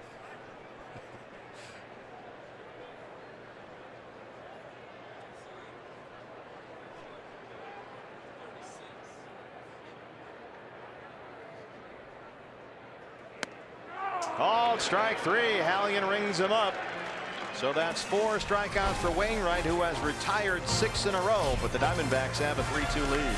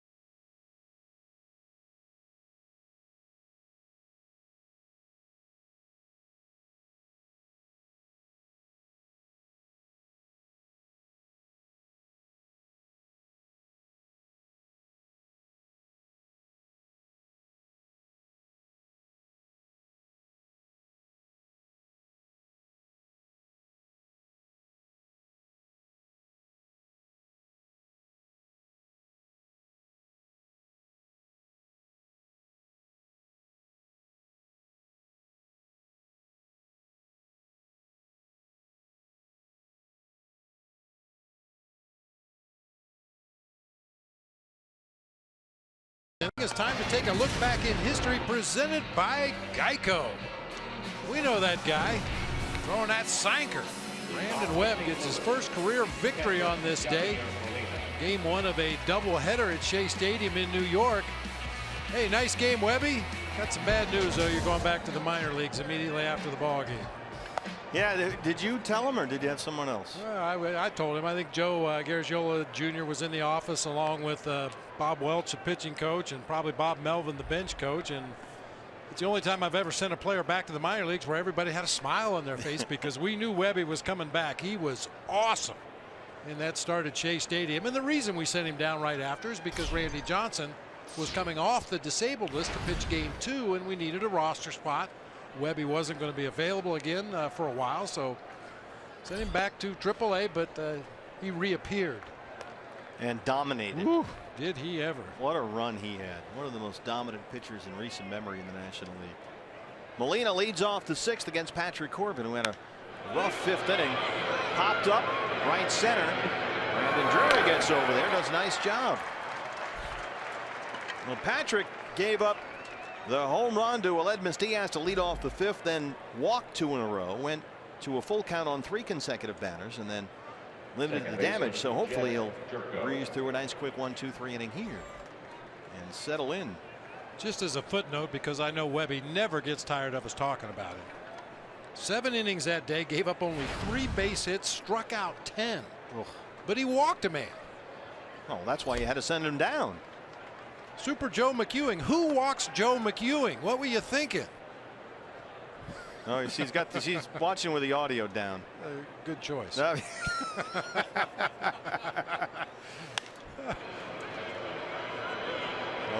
on Jerko. But that was one of those days. I mean, even guys on our team that hadn't really seen a lot of Webby, especially, you know, when the juices are flowing and the adrenaline's running, a big league ball game. He was throwing that sinker, and everybody was saying, "What is that? What is that?" That's a sinker. Base hit for Jerko. That's his first hit in the series. A 1-out single. Ruben Tejada now. What a night to be here at Chase Field. Roof and panels open, just beautiful in downtown Phoenix today. Did you and Joan do anything with your night off last night? Big plans? We did some errands, took care of some business around the house in the afternoon, and enjoyed the ball game at a Mexican restaurant. It's a way to do it. Absolutely. Didn't really enjoy it. We watched it there. It was on. Yeah.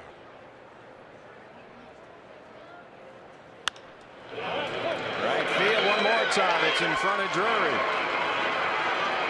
Jerko is in at 3rd. And just back in time is Tejada.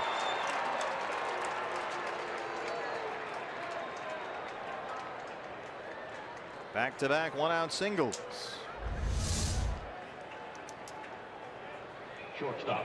Fairly close play over there at first base at the tail end of that play. That's a nice move by Nick Ahmed. If you line yourself up properly with the outfielder and the base he's throwing to, you should know whether the throw is on line, is it off line, do we have a chance to get the guy at 3rd, and if not, cut it off and take a look at that hitter and see where he's at rounding first base.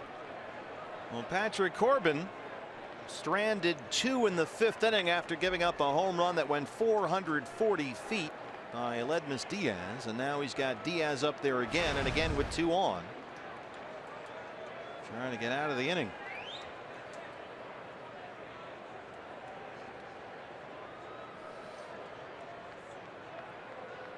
Bullpen still quiet for the Diamondbacks. That's ball 1. Diaz homered. Wainwright grounded out. Then he walked Carpenter, walked Piscotty. Got a ground ball and a strikeout to end the inning, and now he's got 2 on again with a 1-out, and Diaz up there. Diaz has now hit in 7 straight games.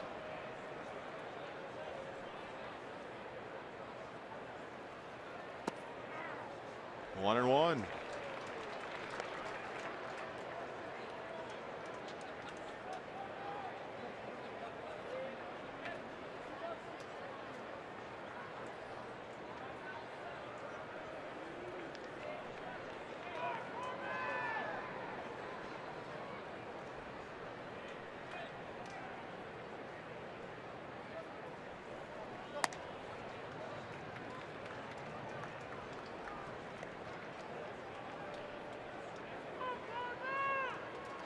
Diaz played almost all of last season with their AA team in Springfield in the Texas League, and then a handful of AAA games in the Coast League with Memphis. Hit just under 280 in the minors last year, had 13 homers. But here in the big leagues, he began tonight hitting .466. That's gone up a point. Swing and a miss. 2-2. All sliders so far in this sequence to Diaz. A couple of them he left up and away, just didn't quite take the break the way he had hoped for, and two really good ones in the strike zone.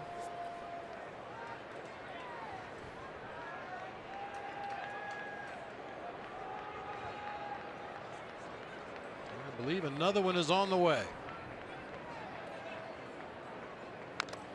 Reaches out and just does get a piece of it to stay alive.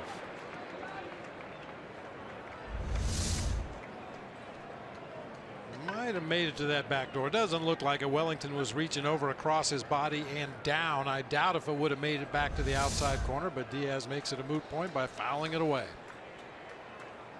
80 pitches for Patrick, only 46 strikes. Bullpen starting to limber up down there.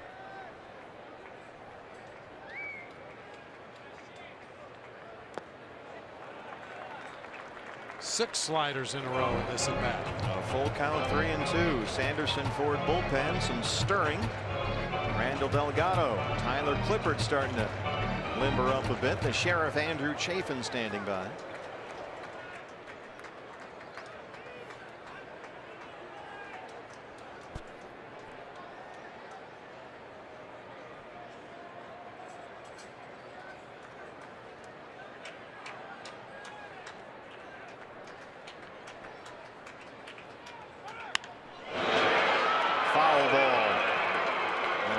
Grab there by Robert Bam Bam Balderrama, who played the carom really nicely. Nice going, Bam Bam. Well, it wasn't an easy play. Watch this. This is big league right here. Hot carom with some English off that sidewall. Yeah. Don't get overconfident down there, Bam Bam. Just make the plays. Quick glove hand. This is a dazzling debut tonight for Bam Bam Balderrama. Meanwhile, Sam No Neck Noriega waits his chance down the right field line. Another 3-2 pitch to Aledmys Diaz.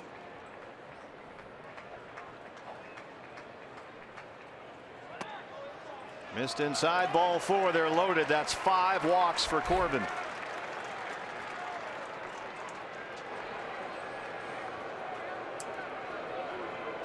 Pitcher, Adam Wainwright. The pitcher, Adam Wainwright, steps in. He has twice grounded out, 0 for 2.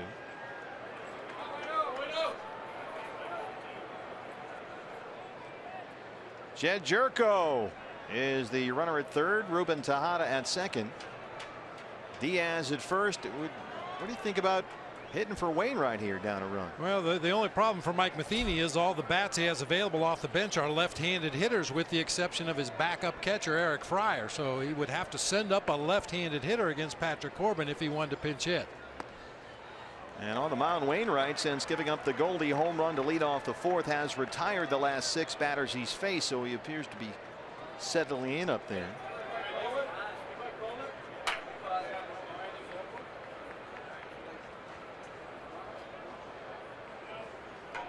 1-0 to Adam Wainwright. Bases loaded, 1 out. Corbin clinging to a 3-2 lead. Base hit. Fair ball down the left field line. Jerko scores. They wave Tejada. They will wave Diaz from first. He will score as it rolls away from Tomas, and Wainwright clears the bases.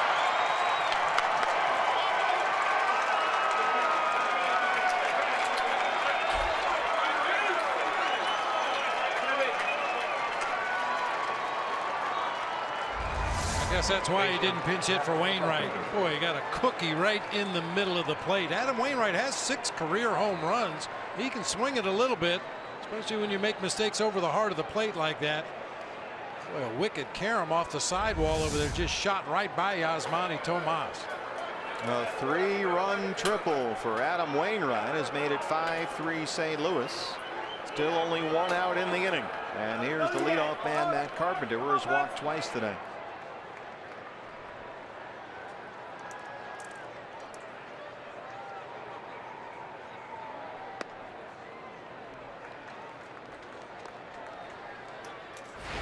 Patrick has really struggled with his command tonight.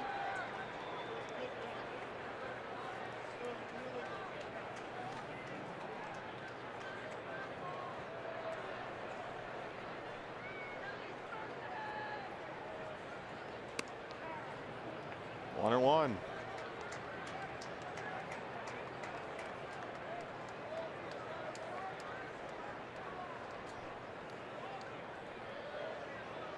Enrique Burgos has started throwing in the Diamondback bullpen.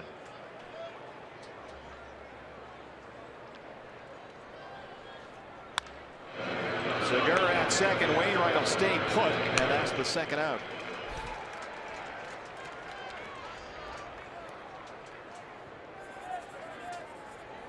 Right fielder Stephen Piscotty. Hopefully that trip 3/4 of the way around the bases will take something out of Wainwright when he goes back out to the mound to start the next half inning.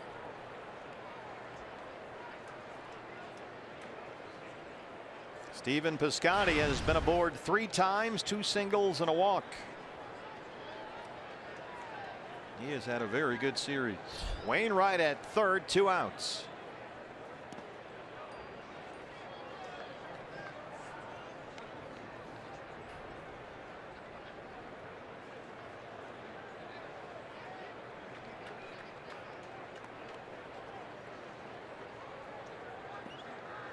A single by Jerko, a single by Tejada, a walk to Diaz, a 3-run triple by Wainwright.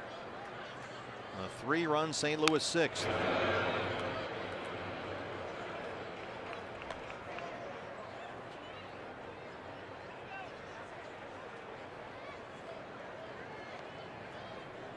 They have out-hit the Diamondbacks 6-5.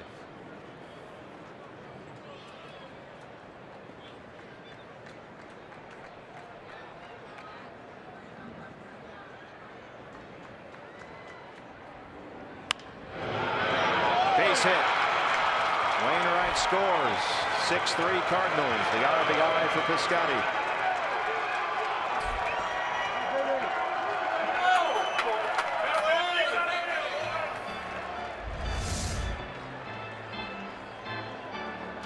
Just out of the reach of Nick Ahmed at shortstop.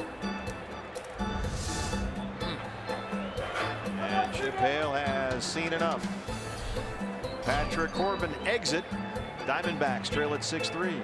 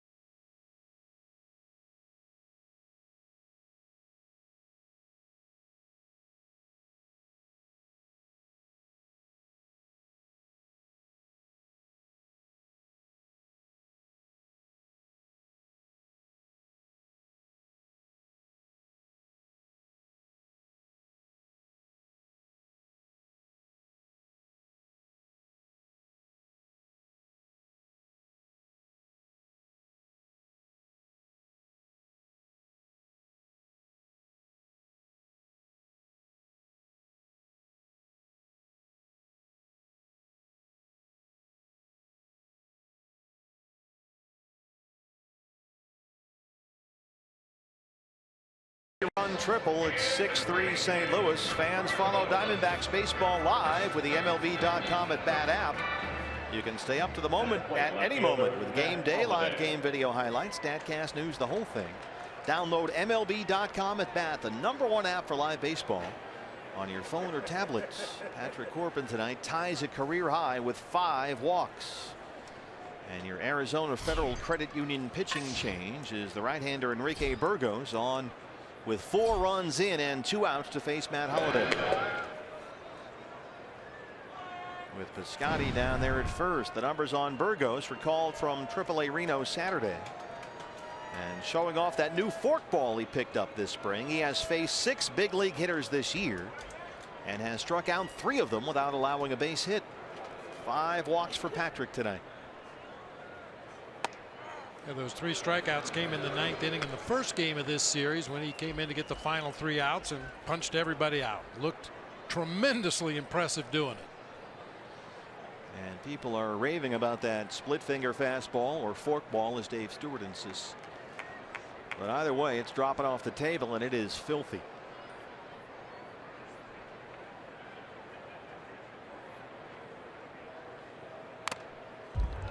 Off the mask of Castillo, 0-2 on Holliday.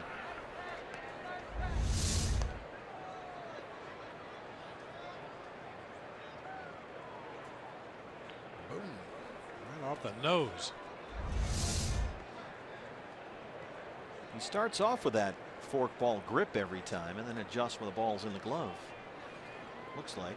Yeah, it's always easier to go from the most difficult grip, whatever your pitch arsenal is, the most difficult grip to get. That's what you start with. It's always easier to go backwards to something easier. Scotty takes off. He runs well. He spiked the forkball that time. So it's 1-2 on Holliday.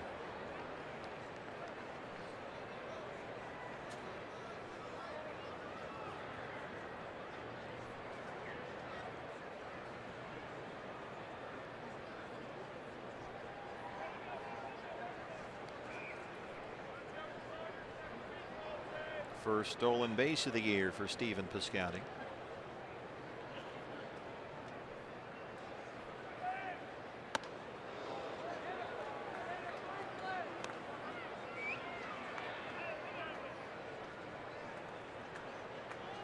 Now, these are not your grandfather's Cardinals. They have a couple guys in the lineup that are capable of stealing a base, but it's not really a big part of Mike Matheny's offensive philosophy. Not like Whitey Herzog. They got some sluggers in this lineup. Even guys like Jerko with good power. He misses there, and it's a full count, 3-2.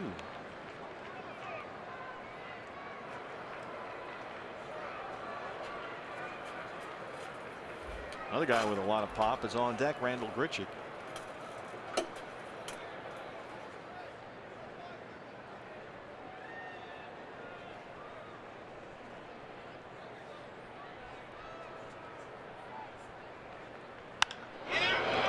This one to right center field. And it one-hops the wall. Piscotty, the stolen base looms large now. He can come in and score, and it's 7-3. RBI double for Matt Holliday. Yep. Cardinal fan, he's perked up now. He's blinked a few times. That's why you always have to pay attention to the base runners. Stephen Piscotty, when he was over there first base, just got a running start. Burgos didn't check him, make him slow down or stop. Easily steals the bag and now scores on this book rule double that bounced up into the stands in right center. And of course, Holliday's been battling that leg cramp, so he'll come out now. Jeremy Hazelbaker will run for Holliday at second.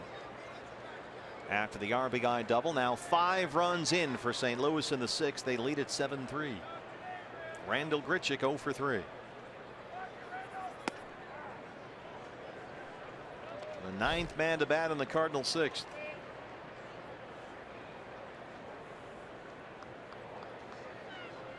And presumably Hazelbaker stays in the game. It takes over in left field for Holliday.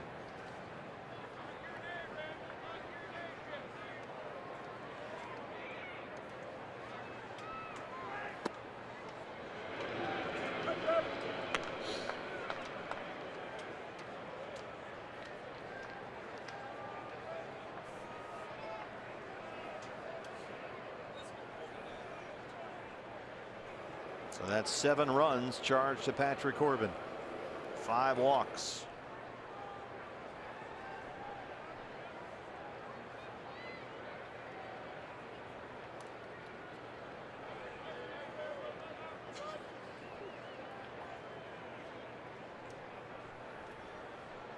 Six of the last 7 Cardinal batters have reached base safely. Hazelbaker will stay put at second base. Jerko singled with 1 out. Tejada singled. Diaz walked. Wainwright 3-run triple. They got Carpenter to ground out, and Wainwright scored on the Piscotty single. He came in on the Holiday double.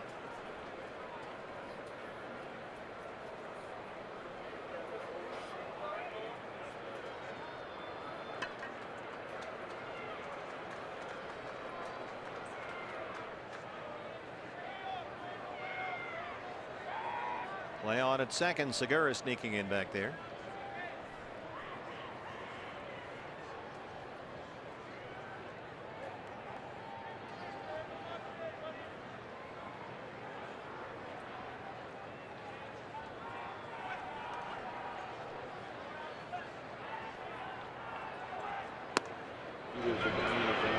Yes, he went. Tony Randazzo down there. 2-2 on Randall Grichuk.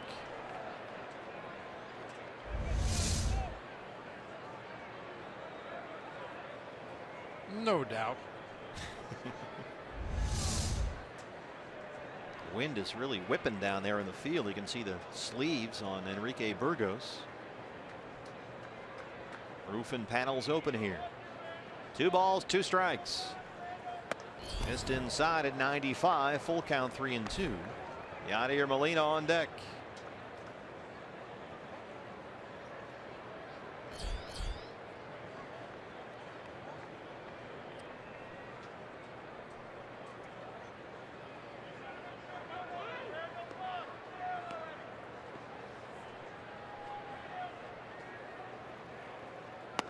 Got him.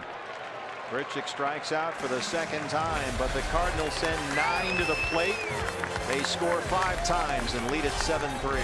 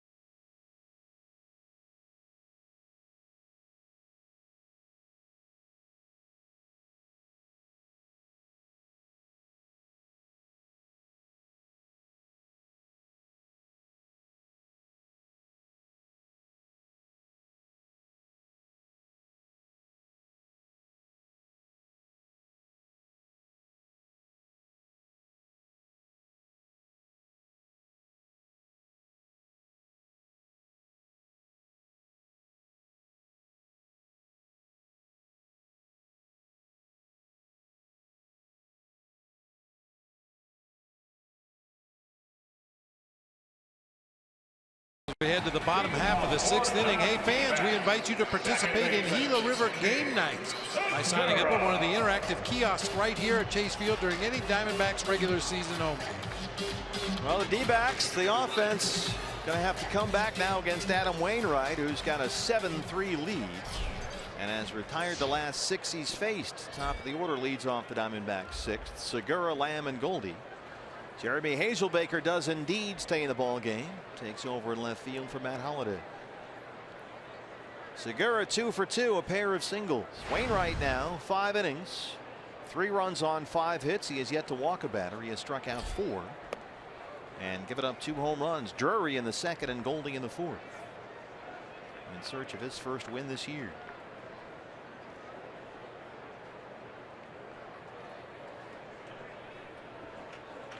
The line on Patrick Corbin. He went 5 2/3, 7 runs all earned. He walked 5, tying a career high. 91 pitches, only 52 strikes. 1-2.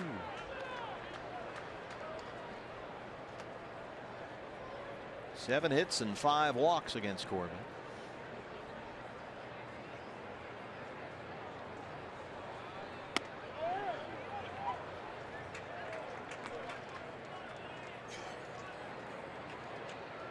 So once again, the Diamondbacks, who have come from behind all season long, it seems, will have to try and do it again here.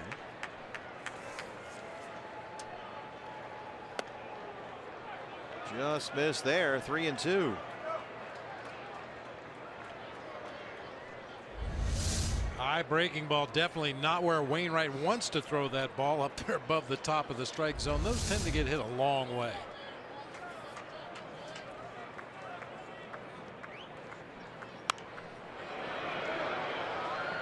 Diamondbacks come into the ball game tonight right at 500, 11-11 on the year, and 8 of the D-backs' 11 wins have come after trailing. That's the most in the major leagues, so they have been in this position before.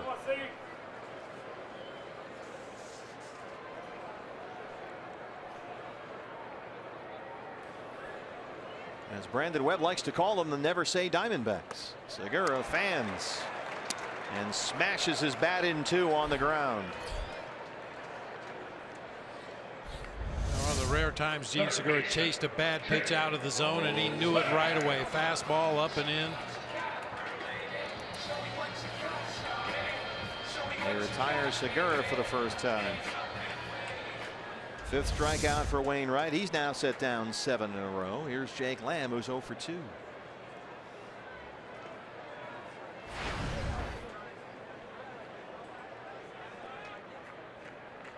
Shift is on for the Cardinals.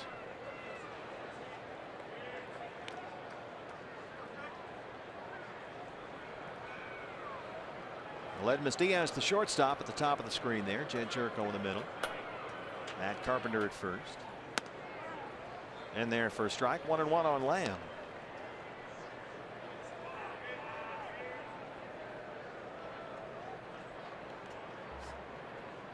$80 pitches for Wainwright, 53 strikes. Bullpen quiet for the Cardinals. Base hit for Jake. There's that left center field approach. Hit him where they ain't. The Jimmy John high speed delivery. Goldie leads off the 4th. His 6th home run this season. That's our Jimmy John's high speed delivery of the game. High, deep, and gone to center.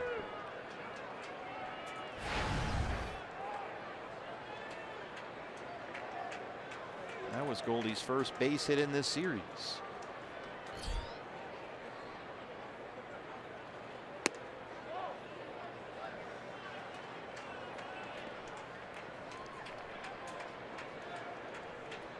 Say cheese.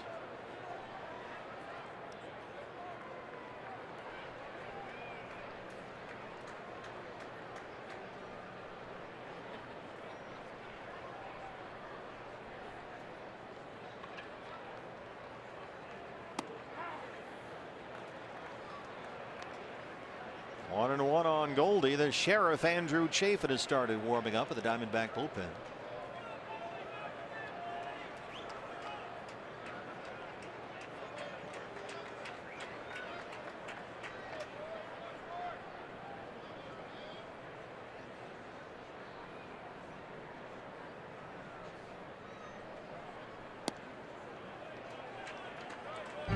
Amazing Goldie got anything to hit at all in his first at bat, or his last at bat, I should say. And over there's a change. leading the major leagues in walks. He has walked more than he struck out this year, and has walked 17 times in his previous 11 games. That's a lot. He's not getting anything to hit these days. See if he does here on 2-1. Down and away. He missed 3 balls and a strike. He has drawn at least 1 base on balls in 10 of his last 11 games. Peralta on deck. Perhaps on the verge of another walk right here. Looking for base runners, down 7-3. Absolutely. Clog those bases with base runners.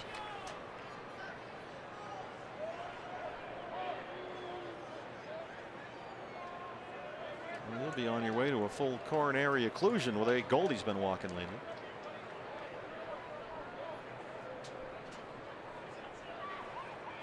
Give me a minute to look that up. You need a medical dictionary, I think. 3-1 pitch. There it is, another walk for the major league leader. 2 on, 1 out for the freight train. Bullpen will get busy for the Cardinals. Derek Lilliquist.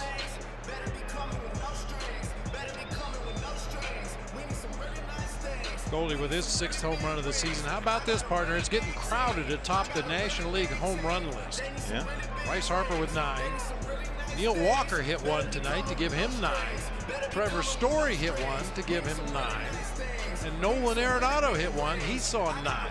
All those guys have homered 9 times. 9 times. As a matter of fact, the home run by Trevor Story broke the rookie record for the month of April, held by Albert Pujols at 8. Trevor Story with 9. And the Atlanta Braves this year as a team have 4. Rockies, by the way, trailed that game against the Pirates 7-0. It's now 8-7 Pittsburgh. So here we go. Peralta, who has grounded out and struck out, up there against Wainwright. 2 on, 1 out. Lamb at second, Goldie at first.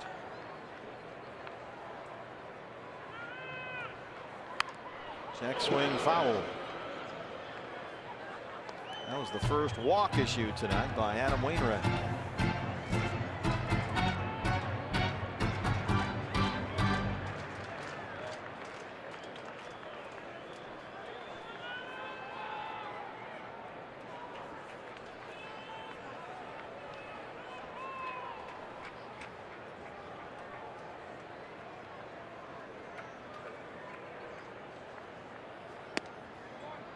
Ball 1. David starting in center field for the first time this year. Begins tonight with a 5-game hitting streak. Jake Lamb at second. Paul Goldschmidt at first. Big cut at that one. That big Wainwright breaking ball. Yeah, he's starting to command it a little better too. Throw it for strikes when he wants to. Bounce it in the dirt when he wants to. You may remember in the early part of the game he hung one to Brandon Drury. Brandon hit it out of the ballpark. He threw one up above the top of the strike zone. Starting to find the feel for that curveball as the game moves forward.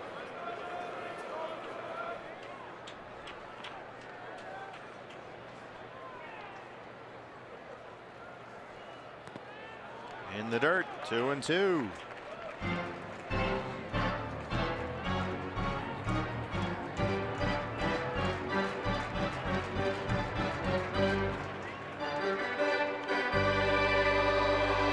One of the problems for Adam Wainwright, that trademark curveball, not quite as effective. Guys were laying off that curveball earlier this year. When he throws it out of the zone, they would normally chase it.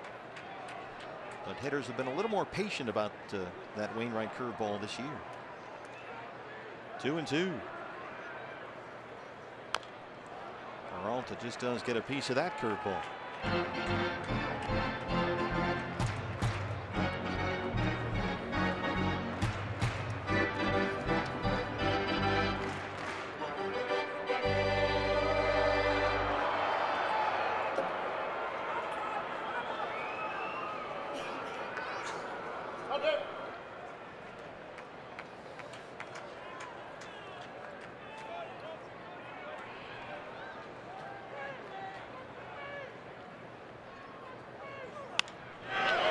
Base hit. He squirts it the other way. Lamb will score. Goldie will stop at second. RBI single for David Peralta, and it's a 7-4 ball game.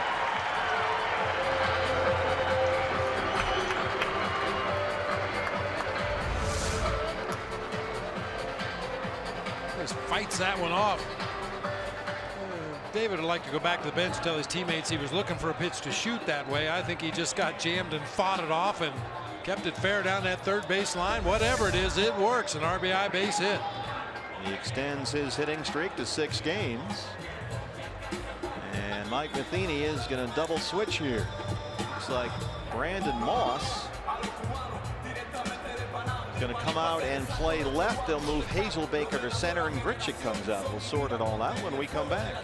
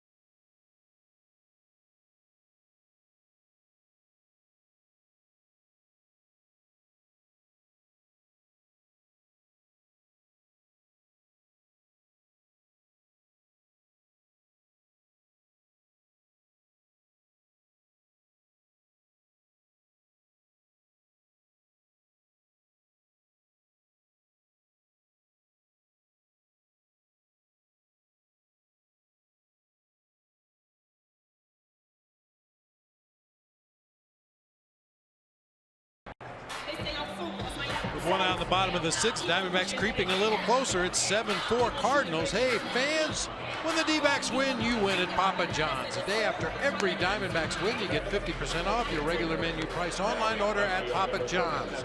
Enter promo code DBACKS50 at papajohns.com. Changes for the Cardinals as the Diamondbacks have a threat going in the 6th inning. New pitcher Soon-Won Oh, who has been very good out of the St. Louis bullpen, a 1.69 ERA in 10 appearances this year. And some defensive changes behind him as Mike Matheny double switches. Brandon Moss, who had a big game last night, takes over in left field. And Jeremy Hazelbaker, who was out there originally in place of Matt Holliday, moves to center. And Randall Grichuk comes out of the ballgame. So Moss in left, Hazelbaker in center. Goldie at second, Peralta at first, 1 run in, 1 out, and here's Yasmani Tomas, who is 0 for 2. Yasmani trying to extend a 12-game hitting streak.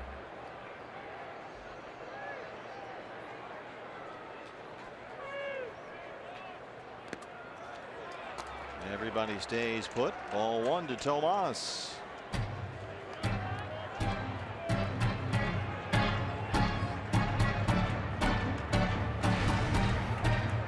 Yasmani homered here last night. He's had an RBI in 3 consecutive games.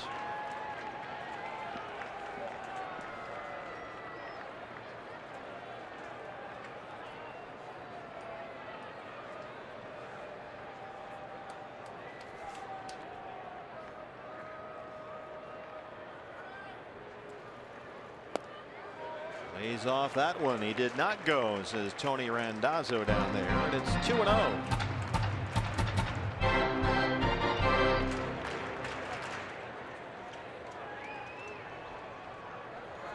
Tomas during his 12-game hitting streak batting just under .360 with 5 homers.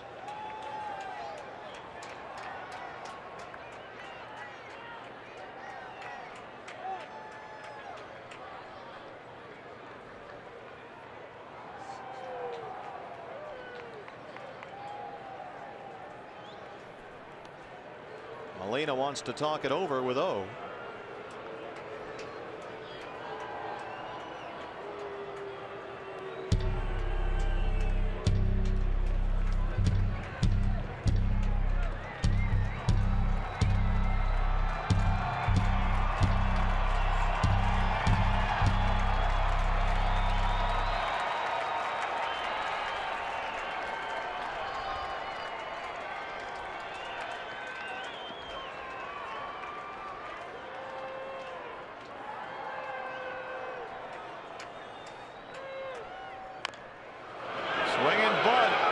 On it. He's got one play.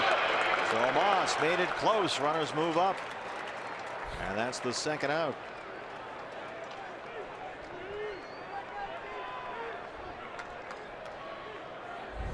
Little swing and bunt on that third base side. O does a nice job of getting off the mound. You see Yadier Molina pointing and calling. The only play he had was at first base, and they just get it down there in time to get Tomas. So second and third. 2 down.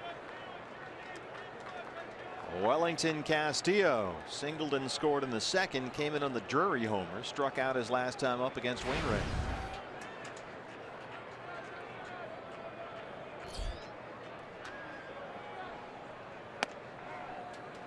Strike one.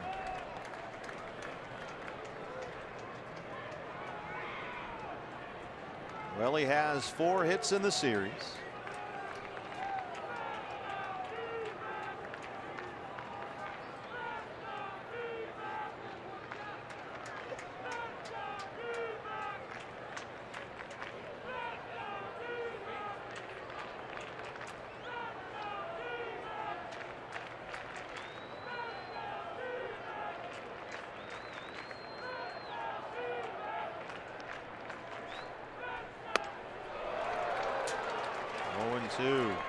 He's got his hand, Bob, around that bat handle on the bottom there.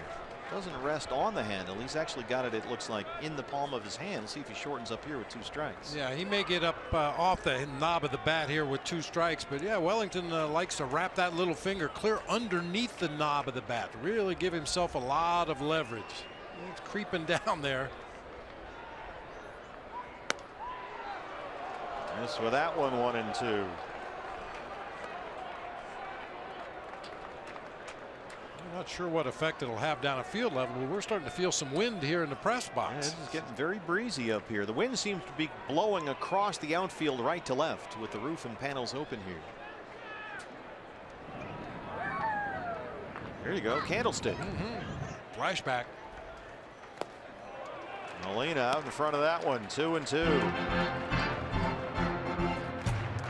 You can anticipate a breaking ball in the dirt low and away like this. Molina, he's over there in the middle of the left-handed batter's box. Just squares that one up right in the middle of the chest protector.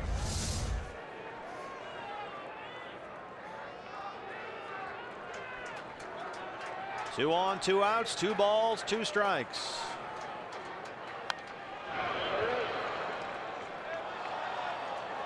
Heard sirens going off that time. Emergency hacked. Molina very active back there behind the plate, set up inside, then jumped to the outside corner for another slider away from Wellington Castillo, just in case David Peralta's relaying anything to the hitter.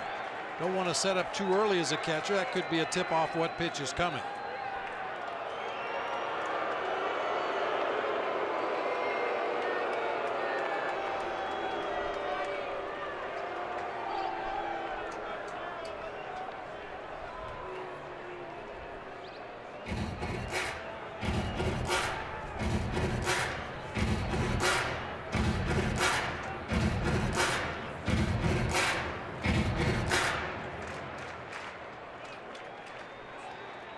Goldie, the runner at third. David Peralta at second. 2-2 on Wellington Castillo. Got him. Diamondbacks strand 2, but they get 1. We go to the 7th. They trail it 7-4.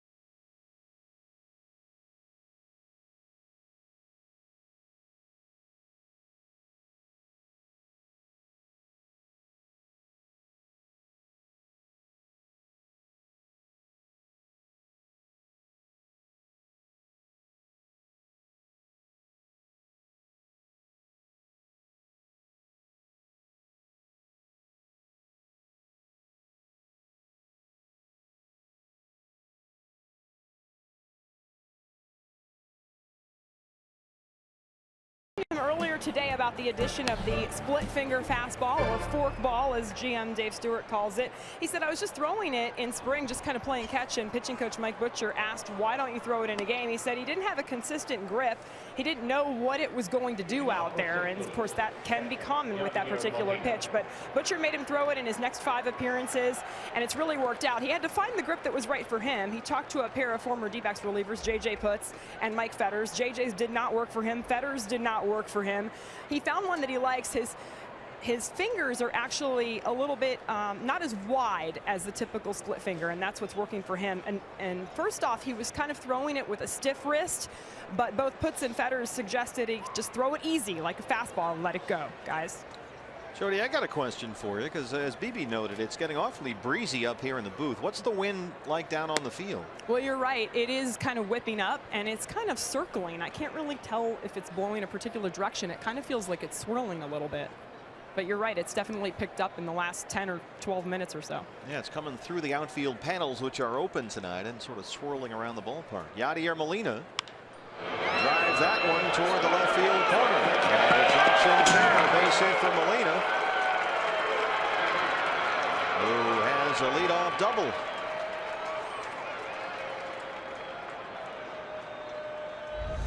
He got fooled a little bit, but really uses his hands at the end right there, rolls that top hand over, gets some hook on that line drive down the left field line for a leadoff double.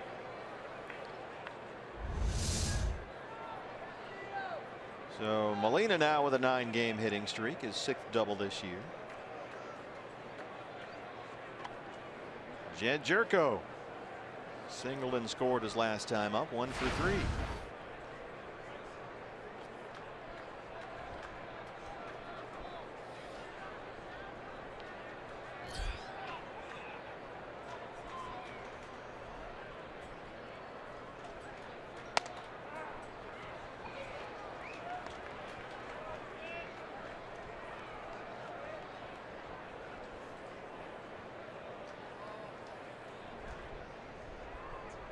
See the sleeves on Enrique Burgos. That wind is really whipping down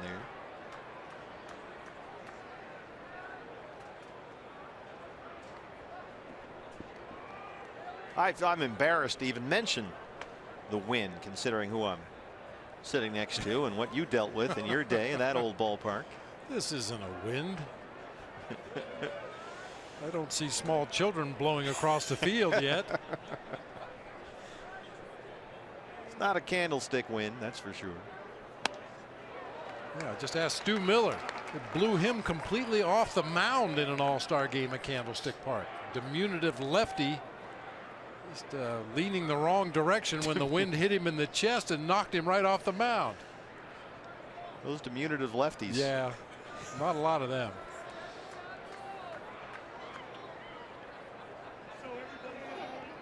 There you go. Wind whipping through your hair at the ballpark.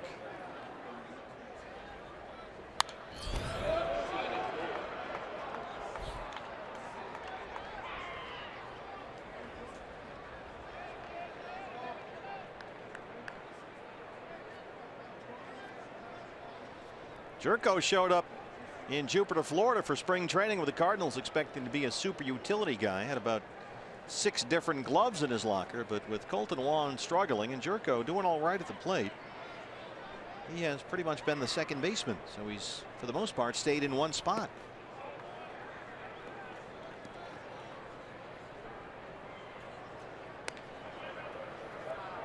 They had all kinds of options out there. They lost Peralta during spring training. They brought up Diaz. They signed Tejada. They had Jerko in the mix as well. He played some shortstop last year in San Diego.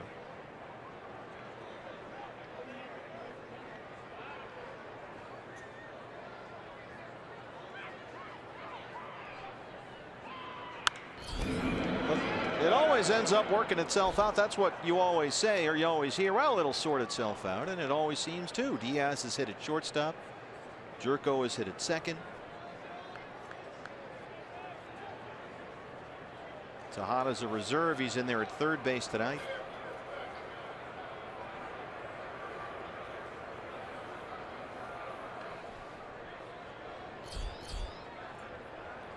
Peralta tore a ligament in his left hand. He's going to be out for a while.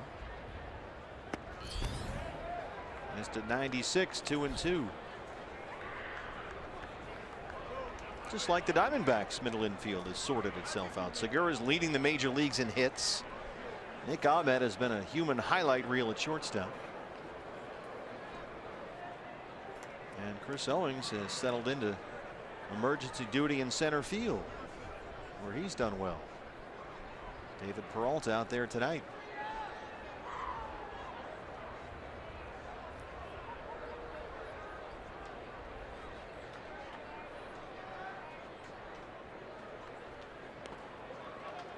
Burgos bounces another one up there, and he's worked it full 3-2 on Jerko. Hey, partner, they got one of those mile-high games going on at Coors Field tonight. Hey. Rockies were down 7-0, but they've tied it at 8 with the Pirates on a Gerardo Parra home run. Stay tuned. And that's with the fences raised out there. They've raised them 15 feet in different spots. Boy, and you may remember we said when the Pirates were in town, let's just hope that Andrew McCutchen heats up when he gets to Colorado, and he has. You called that. He had 3 homers last night.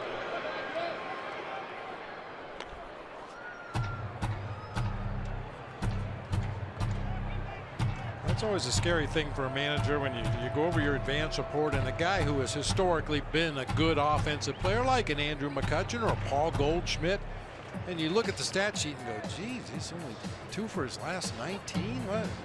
Well, he's going to get hot sometime, and you're playing him next, so you just hope they stay cold for 3 more days. Please, 3 more days. Give me 3 more days.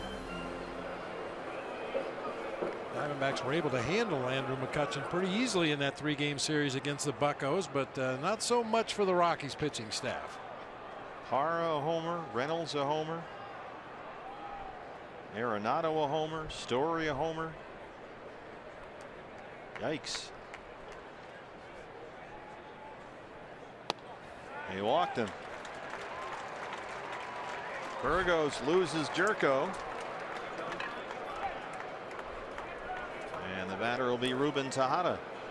Mike Butcher going to get busy.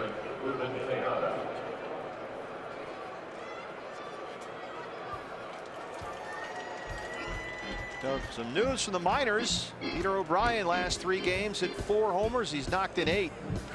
He's been hitting them over that really high left center field wall at Reno.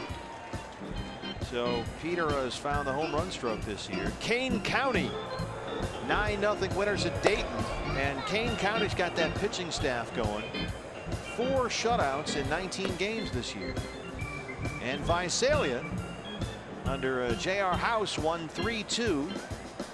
Jimmy Sherfy, who we have had our eyes on in this booth for a couple of years, ever since I watched him in the fall league throwing 98, striking guys out left and right. Sherfy saved number 5. Get him up here. Tejada. Sherfy's a little skinny guy. He throws it like 102. Molina at second, Jerko at first, and still nobody out. A double and a walk to lead off the St. Louis 7th. Here's Tejada, who singled and scored his last time up. He shows bunt, gets it down. Burgos goes to third. And Jake Lamb keeps his foot on the bag for the force on Molina. They erase the lead runner and get the first out in the 7th. Very nice play by Enrique Burgos there, bouncing off the mound. That ball bunted straight back to him. Spin move, fires on to Jake Lamb, and just in time to get Yadier Molina there at third base. That's where it helps to know the strengths and weaknesses of your opponent. Yadier Molina does a lot of things well on the field. Running is not one of them. Who's the best running catcher ever?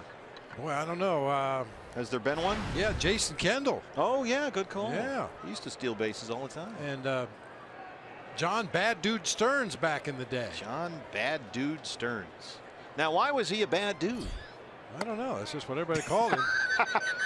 You a nice ring to it. You don't argue with a guy whose nickname is Bad Dude. Okay, you don't want to find out. Exactly. John Wathen was another guy that stole a lot of bases as a catcher. Didn't spend a lot of time behind the plate, but Craig Biggio could steal a base for you. He was so fast they moved him out to the infield. Yeah, save those legs. They got him as far away from home plate as they could. Didn't he go from catcher to center field and then back into second base? Yeah. It was something like that. They realized what they had was much more valuable than a mediocre catcher. Take that offense, put him somewhere it's easier on his body, and let him hit. Well, Edmus Diaz can hit. We've seen that in this series. He homered off Corbin back in the 5th. It went 440 to the upper deck in the left field corner. And Diaz right now hitting .467 on the year, and that's in exactly 60 at bats.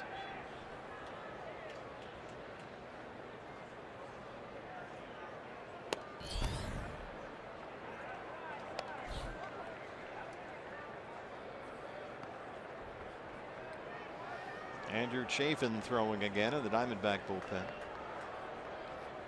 Brandon Moss is on deck. He had a big night last night. 2 singles, a double, and a 3-run homer. Base hit for Diaz again. They're going to wave Jerko. He will score 8-4 St. Louis. The RBI for Edmus Diaz.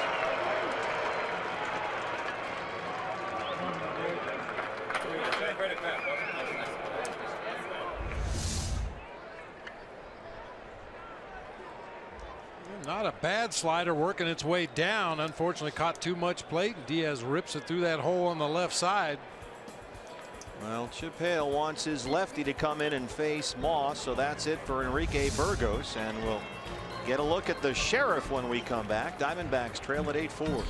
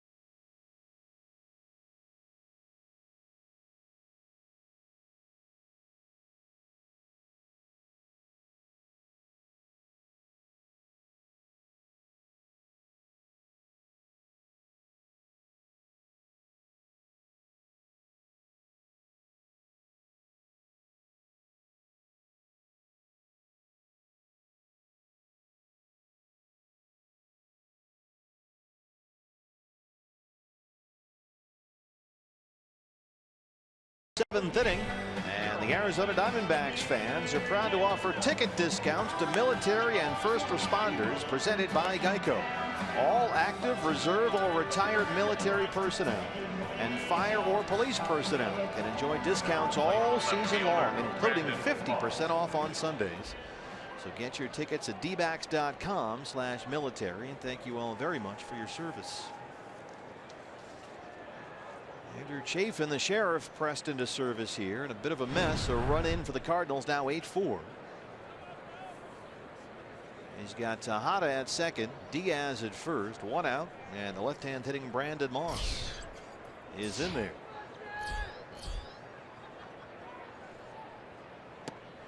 Chafin scoreless baseball in 9 of his last 10 appearances. Moss has had a big series just last night alone. 231 and 5 homers. A 4-hit night last night.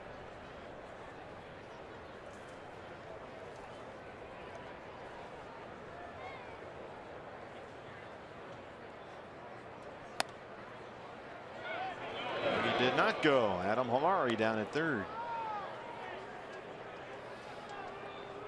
Runners in scoring position this year. He's got 4 hits. They're all home runs. 13 runs driven in 7 at bats with runners in scoring position. That's not bad. Broken bat roller to Segura. 2 down, runners move up.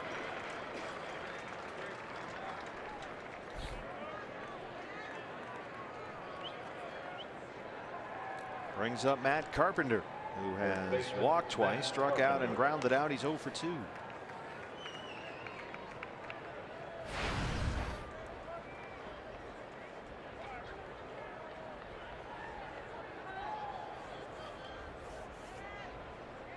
Ruben Tejada at third, Ledmus Diaz at second. Baxter, he's getting a rub down there. How about that? Get back to work. What's going on down there? That one will roll into center, a base hit. Tejada scores. Here comes Diaz. He will score, and it's 10-4 St. Louis.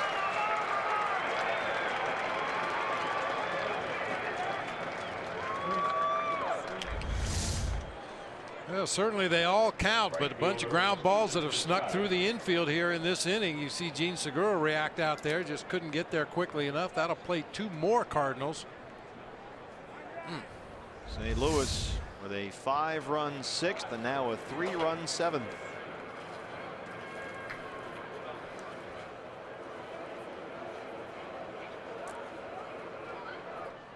Diamondbacks, after 4 innings, had a 3-1 lead. Now they trail at 10-4. Stephen Piscotty has been aboard all 4 times, 3 singles and a walk. He's scored a run.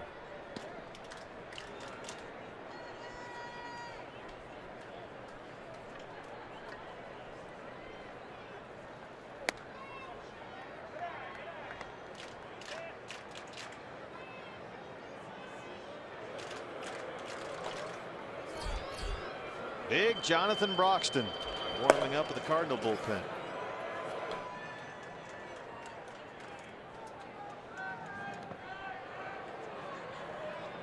One and 2. Series finale tomorrow, fans. 6:40 first pitch. Diamondback Live pregame show comes your way at 6. And there is the man, Ruby De La Rosa. He'll be up against Waka Waka. Another one of our throwback Thursdays. Luis Gonzalez and a Rubio Durazo throwing out the first pitch tomorrow. Get your purple shirt. Chafin strikes out Piscotty, but the Cardinals tack on 3 more. We stretch and chase. Diamondbacks down 6.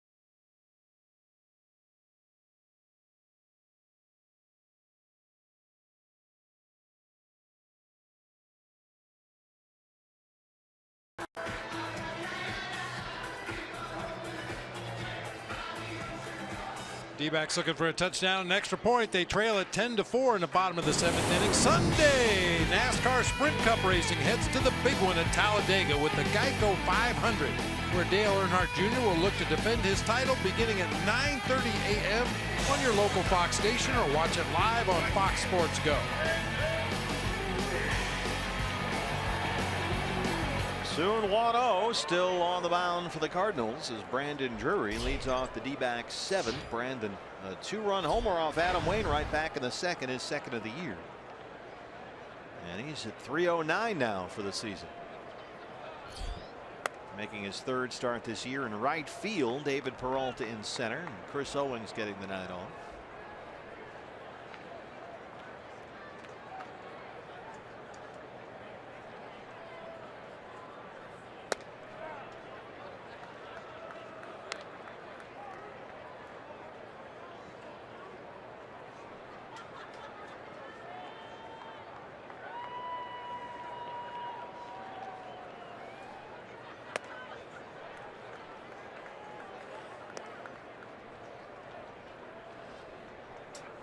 You ever been in one of those NASCARs? No. Where they speed around the track, never got to. That seems like the kind of thing that somebody would invite you to do. No, I've driven a blimp, but I've never been in a NASCAR car. Not car. Foul ground. Car. There you go. Carpenter's up in that wind now. Ooh. And he just does snow cone it there. Because I hear all the time that you get confused for Dale Earnhardt. Especially when I wear my Highway Patrol shades.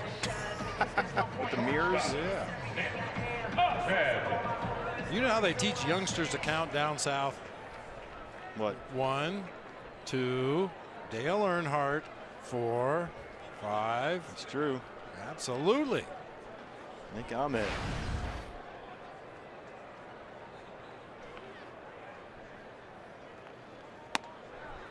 Numbers for Nick right now, 2 for 35.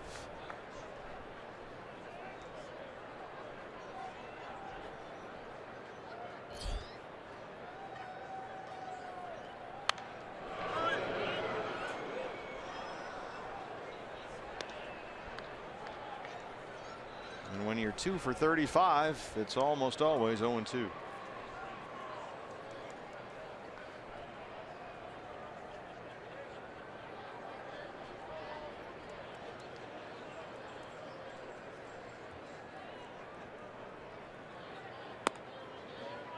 That Rockies game still 8-8 at Colorado. Pirates and Rockies, 9th inning. Dominic Leone, who worked last night, getting ready to throw in the Diamondback bullpen.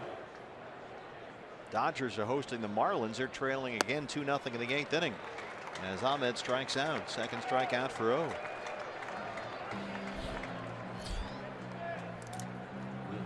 And now Phil Gosselin will come on up and hit for the pitcher Andrew Chafin. Phil at 296 on the year with a home run. He is announced, and here comes Mike Matheny. And they're going to get a new glove for Carpenter. Well, they're going to get a new first baseman. Big City Matt Adams comes in.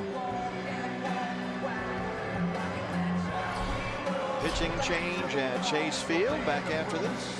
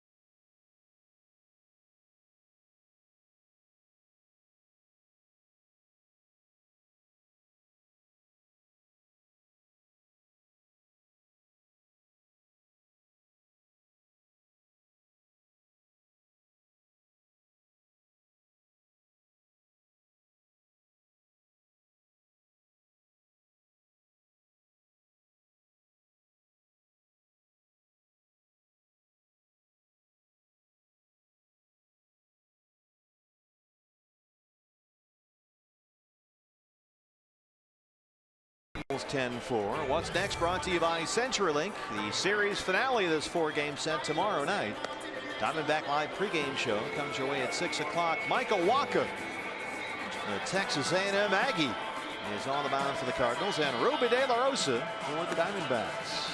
And then it's 3 against the Rockies over the weekend to close out this homestand. Boy, Mike Matheny brought in some serious beef with that double switch. He's got Big City Matt Adams now at first and Jonathan Broxton on the mound. That's about 500 pounds worth of substitutions there. The entire field is starting to tilt to the first base side.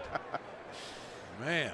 So here's Big Broxton to face Phil Gosselin, who hits for the pitcher. And there's Big City at first, replacing Matt Carpenter. Adams will hit 4th in the Cardinal order. Pitcher spot now the leadoff spot for St. Louis. And Gosselin in there at 296 with a homer. Phil grounded out as a pinch hitter yesterday, his only at bat in this series. 4 for 12 on the year in a pinch hit role.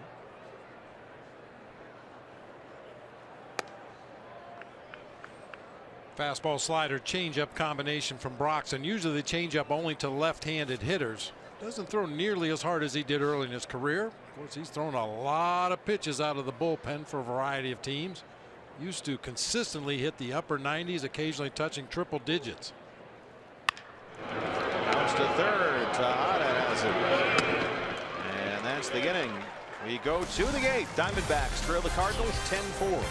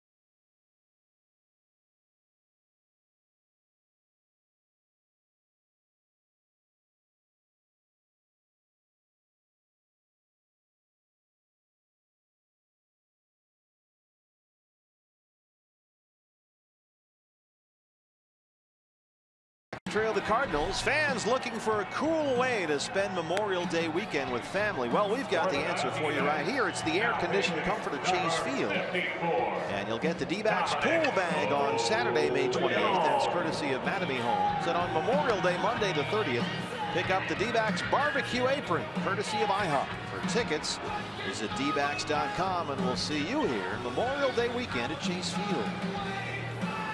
New pitcher for the Diamondbacks. There's his jersey, the St. Patrick's Day version anyway, that you can buy authenticated here at Chase Field. It's the right-hander Dominic Leone, 3 runs on 4 hits in 1 2/3 against the Cardinals last night in his season debut. 27 pitches in that inning in 2/3 last night for Dominic Leone.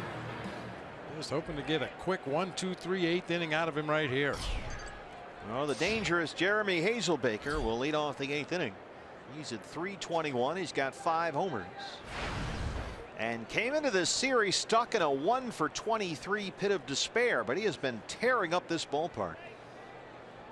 Hazelbaker is 4 for 6 in the series, including a triple and a home run. He's knocked in 3. That one right by Bill Miller down there at first. And there is Sam No Neck Noriega. Now, Sam actually does have a neck. It's more of a tribute to the late great Walt Williams there. But Sam finally got an opportunity he's been waiting for all night, and he was right on it. Well, it's going to be tough to beat the performance we've seen from Bam Bam Balderrama down there in left. He's been outstanding. He got a little spring in his step. Bam Bam does. He's really digging his job down there. Made a couple of nice plays already. Did a complete spin move after fielding one ground ball. Right off the carom, quick glove hand. 0-2 on Hazelbaker. This guy's quite a story. He got released last year by the Dodgers. And he went home to Indiana. He was hanging around. They got a family bowling alley. Now they want to take a look at Hazelbaker. He got released by the Dodgers. Nobody was interested. Couldn't find a job.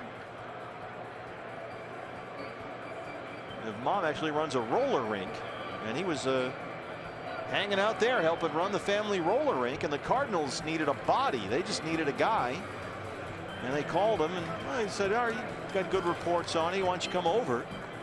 And he did well.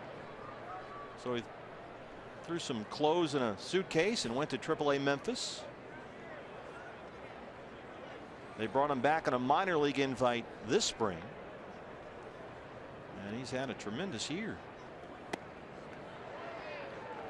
And Leone gets him for the strikeout. I'm not sure exactly the reason for the delay there with Hazelbaker, as Mike Matheny and the Cardinal trainer came out to check him out. He insisted he was okay. Stays in the ball game to take a strikeout on a slider right underneath the bat. It's funny, he was so unsure of his status on their big league roster, Hazelbaker, that he brought all his dirty laundry to the park so he could wash it in case they told him you're going down. So he would have some clean clothes to pack and go. Is that standard procedure? Well, it is if you're good buddies with the clubhouse attendants. You know,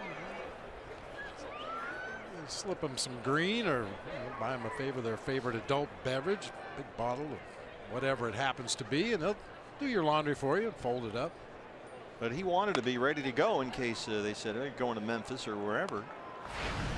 But their GM John Mozeliak said, "Look, you keep doing what you're doing, you can unpack. You'll be here," and he did, and he is. Here's big city Matt Adams, who had a rough start to the year. Shift is on for the D-backs, and it's 3-0 on Adams.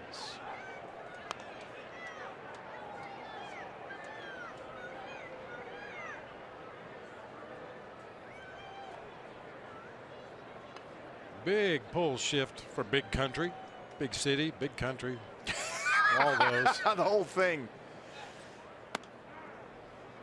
Big country was Bryant Reeves, who I believe played for the Vancouver Grizzlies. That's what I thought. Yeah. Oklahoma State. But the point is made, they were both large individuals. Large.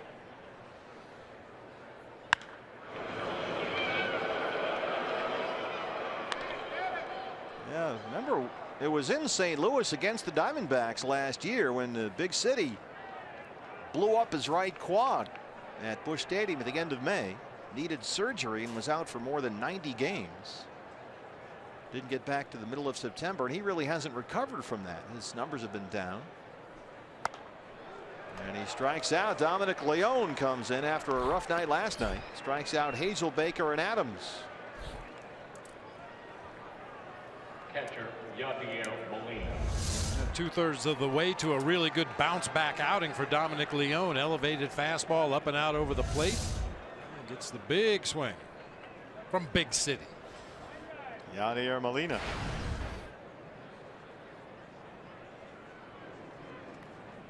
Well, Dominic Leone is a little bit of a mystery, because if you look at his numbers from 2 years ago in Seattle, his rookie season, he was devastating.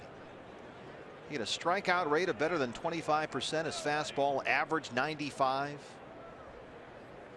57 appearances out of the Mariners bullpen 2 years ago. He went 8-2 with a 2.17 ERA. He was really good. And we just haven't seen it translate here as a Diamondback.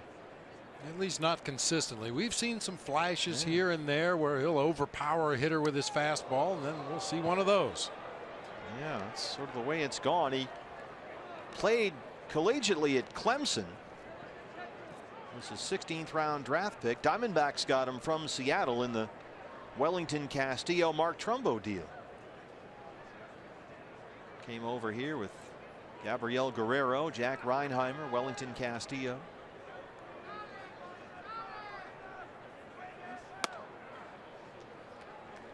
Green one. Now, if you're ever going to see Yadier Molina take a home run swing, it would be on the next delivery if it's around the strike zone. Usually he takes a very controlled swing, tries to hit to the situation.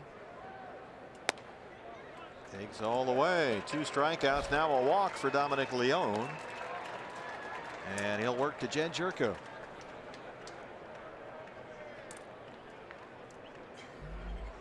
Second baseman, Jed Jerko. So Leone getting a chance to atone for a rough outing last night, trying to make the most of it. Jerko has singled and walked. He scored twice.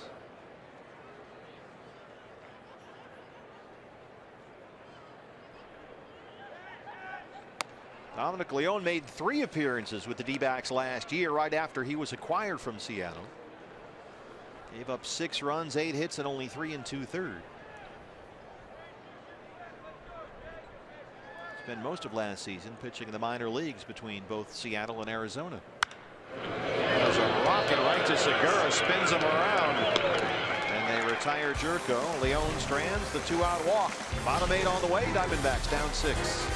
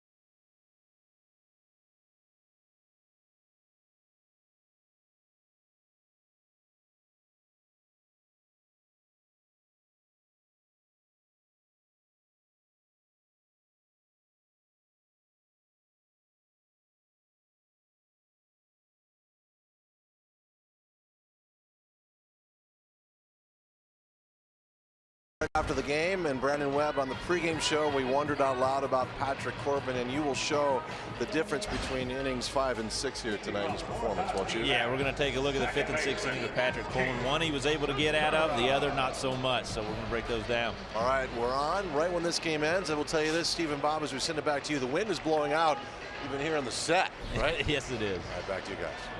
I noticed it hasn't mussed up Todd's hair at all. It looks fabulous. Every hair's in place. Gene Segura leads off the 8th against Jonathan Broxton.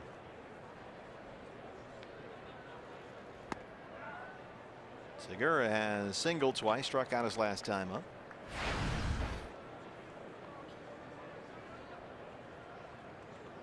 Webby's hair wasn't moving a whole lot either.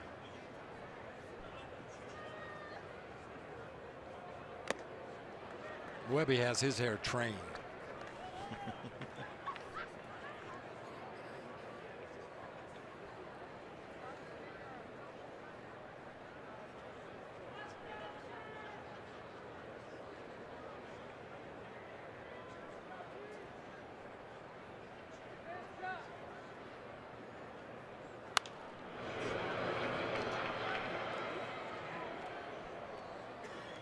We've talked a lot about Gene Segura and his fantastic start to the season, and how we've rarely seen him go out of the strike zone. You know, for a guy that's an aggressive free swinger, he doesn't chase a lot of bad pitches, but the Cardinals have really been pounding him up and in here tonight. He's chased some of those pitches out of the zone, including a strikeout in his last at bat in the 6th. Well, playing for so long in Milwaukee, they will have seen a lot of Gene Segura in the National League Central.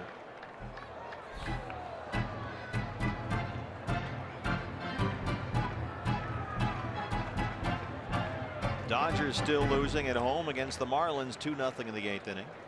That crazy Pirate Rockies game still 8-8. They've gone to the 10th at Coors Field. Padres lost in San Francisco tonight. That was another game. That was a day game, 13-9.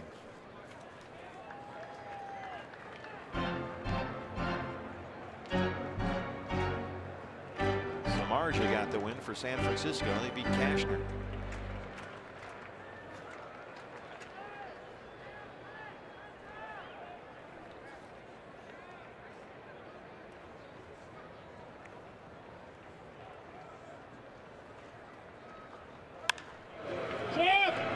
Short right field. Piscotty coming in.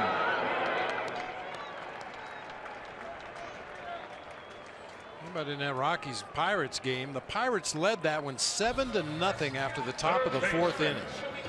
No lead is safe. After the last 2 seasons, teams that have a 7-run lead are 467-2. So the Buccos let one get away there tonight. Well, technically not yet, but still going. 10th inning. Who pitched a beauty today was Jeremy Hellickson. Yeah, for the Phillies in Washington. Ellie was outstanding for Philadelphia. Their opening day starter who got the win tonight at Nats Park. Shift is on for Jake Lamb. Time of game 5:52.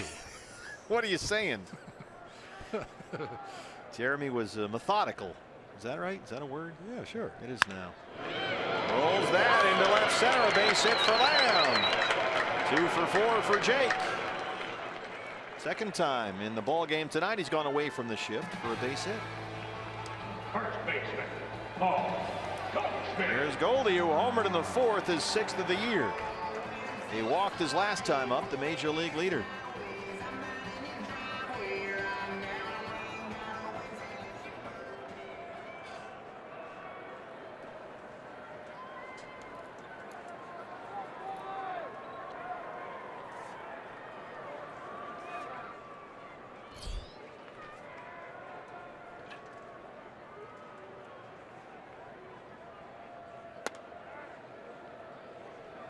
Shot our cup of coffee episode today with David Peralta, and he was telling me his goal is to get Goldie to drive the bus. That is priority 1. Goldie is absolutely flat out refused. Goldie is the bus. Exactly. He said he told David, I'll do it in the World Series, which was fine with everybody.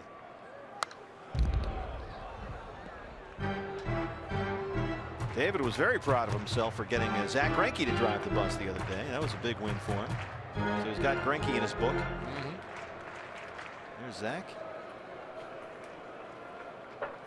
Zach will face that Rockies lineup here Saturday. Robbie Ray goes Friday against Colorado. Greinke Saturday. Shelby Miller on Sunday. 0-2 on Goldie.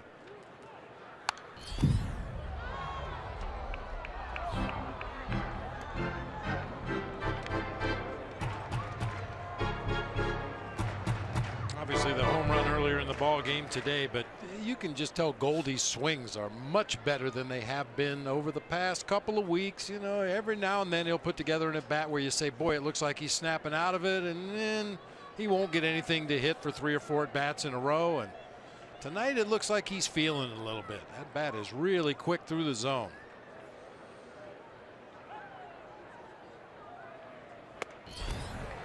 .95, not quick enough that time. He chased one on Broxton, who has his first strikeout.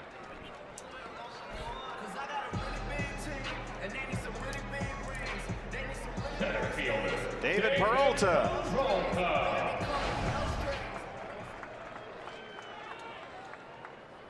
An RBI single his last time up. That extended his hitting streak to 6 games.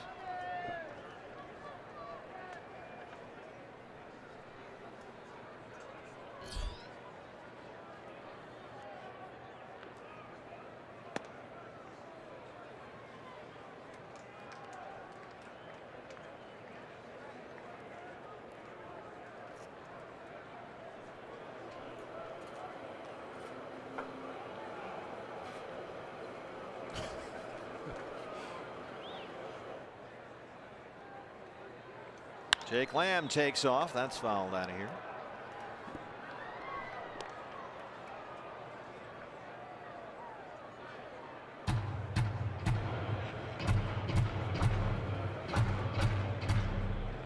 We talked about this the other day with a 6-run lead in the ball game. Cardinals are playing back. They're not holding Jake Lamb on at first. There's a couple schools of thought. One, hey, you're down by 6 runs. Where are you going? For me, I say take the base. Eliminate that force play at second base. If there's a tough play for the middle infielders, they can't get the out at first. They might be able to shovel toss onto second to get the force, but now the force is taken off. Defensive indifference is how you score that.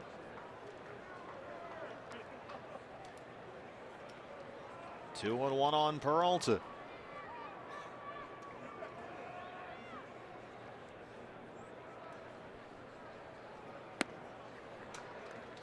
Rare changeup from Jonathan Broxton. I mentioned earlier he will use it against the left-handers. That slider tends to end up in that happy zone down and into the lefties, so he uses more straight changeups, fading away from the left-handed hitters.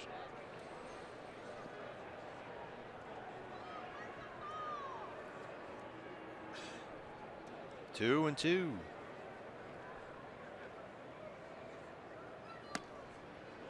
Able to check his swing and work it full. Yasmani Tomas on deck. Tomas tonight 0 for 3. He's got a 12-game hit streak on the line.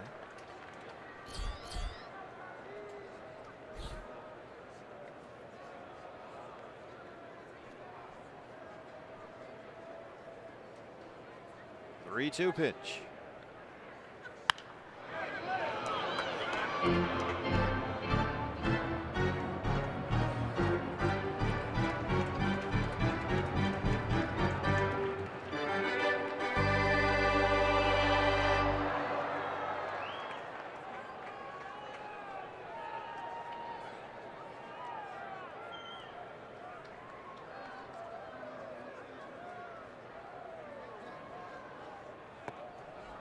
Peralta works a walk, looking for base runners here.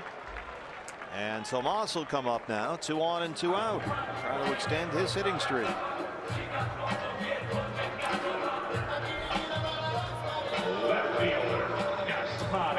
Yasmani Tomas, a home run in the 9th inning last night. He's hit safely in 12 straight, but tonight 0 for 3.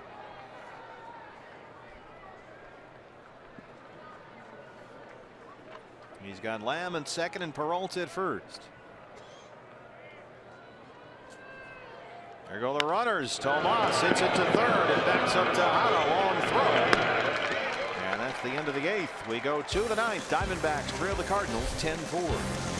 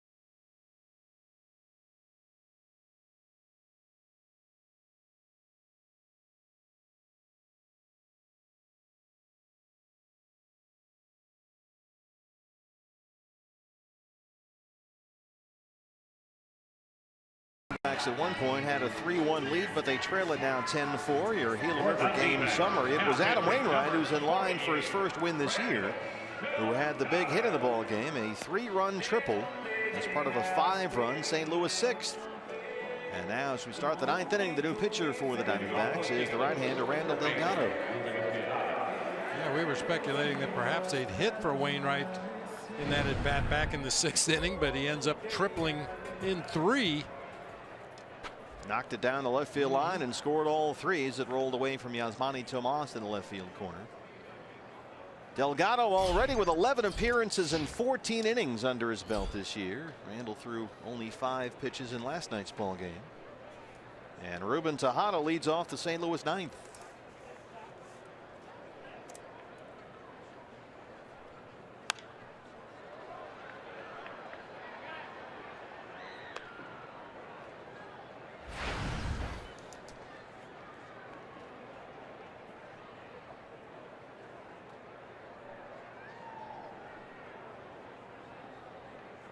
This is the reason we have the now infamous Chase Utley slide rule at second base. He did not go, Tony Randazzo. Tejada playing for the Mets, of course, the victim of that Utley roll block that broke his leg.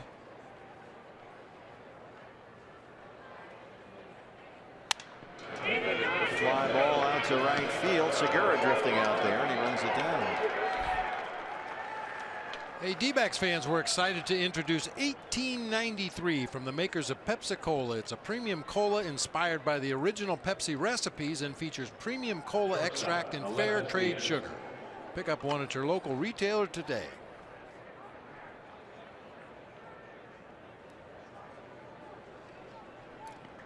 Aledmus Diaz.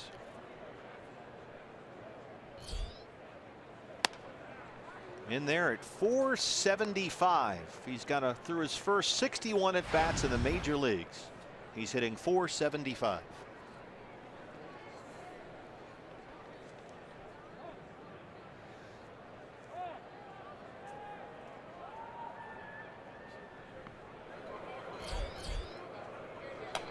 Bullpen busy again for the Cardinals.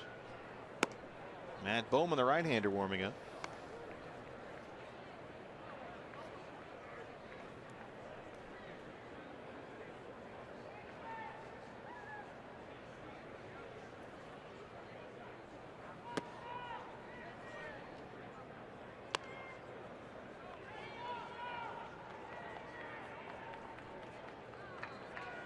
There he is. He's blinking like a maniac right now.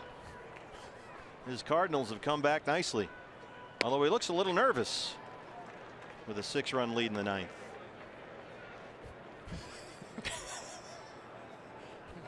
We're going to turn him into a celebrity by the end of this series. I wonder if he'll be in the same seat tomorrow. We'll have to find out. Stay tuned. Yeah. People going up to him at the ballpark. Hey, you're the guy that doesn't blink. She's faithfully by his side throughout the whole series. He was a nervous wreck on Monday. Looks a lot more relaxed now. I'm anxious to see what uniform combo he's going to have on tomorrow. That's a good point. He's showed up in 2 different jerseys as far as we know. That might be his 3rd. We weren't here last night. Nick Ahmed gathers that one up. Boy, even on his misplays, he looks smooth. The ball kind of climbed up his arm into his midsection, but he kept his feet moving the entire time while he was searching for that baseball. And once he dug it out, he fired on to first for the out. Brandon Moss.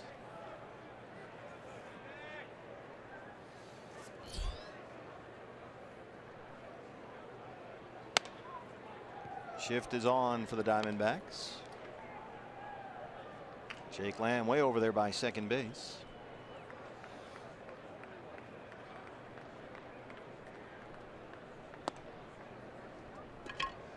Moss was acquired by the Cardinals from Cleveland at the deadline last year. Did all right, hit .250 with 4 home runs, played about 50 games, but they brought him back this winter on a 1-year deal. Paid him $8 million, and he's done a tremendous job. 5 homers, 14 RBIs.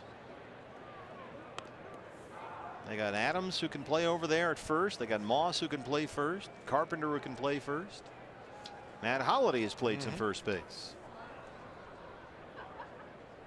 Moss out there in left field tonight. Looks at the 3-0 strike. With that log jam, not that he ever would go down there, but Yadier Molina's played some first base over the course of his career. Just doesn't seem right, though. No.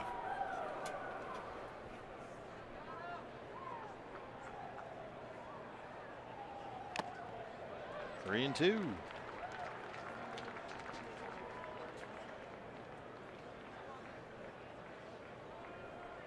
I'm told our Cardinal fan has made several national highlight shows, by the way. Is that right? No, it's become a thing. He's got a couple of texts. Yeah, he's been in some of the highlight reels. He still looks like he's grinding, doesn't he? That's him relaxed. You know? Some people are just wound a little tighter. He's just over there chilling with a 6-run lead. He's got good seats. Moss reaches out and lifts it into left for a base hit. 2-out single. No reaction whatsoever. Well, he has to pay attention. She's speaking. She's doing most of the talking. Pinch hitter for Jonathan Broxton, number 16, Colton Wong. Pitcher spot is the leadoff spot for the Cardinals. He's listening intently. I'll say that. Colton Wong will hit for the pitcher Broxton now. Wong, a slow start, just 204, still without an extra base hit this year. And he just got a big contract extension. Colton Wong, 5 years, $25 million. They signed him up for long term.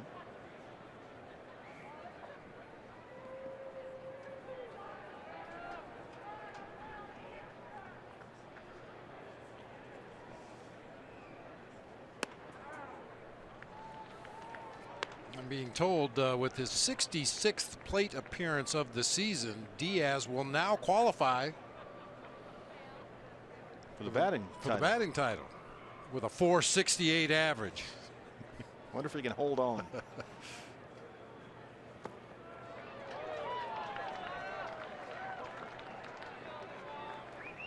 Aledmus Diaz, the Cuban sensation at shortstop for the Cardinals. Boy, everybody thought they were in big trouble when they lost Peralta in spring training with a bad thumb injury, but this guy's come in and hit about 500. Yeah. What will we do? Yeah. How will they recover? Tough play at third for Lamb. He's got no throw. That runs well. Moss wandering off the bag at second, but he's back in time. Back-to-back 2-out singles for the Cardinals. Colton Wong at this point will take any hit he can get.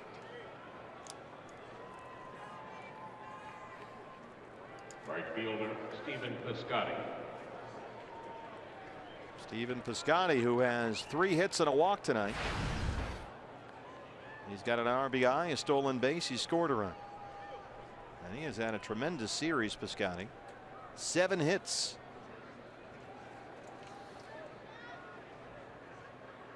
He homered last night.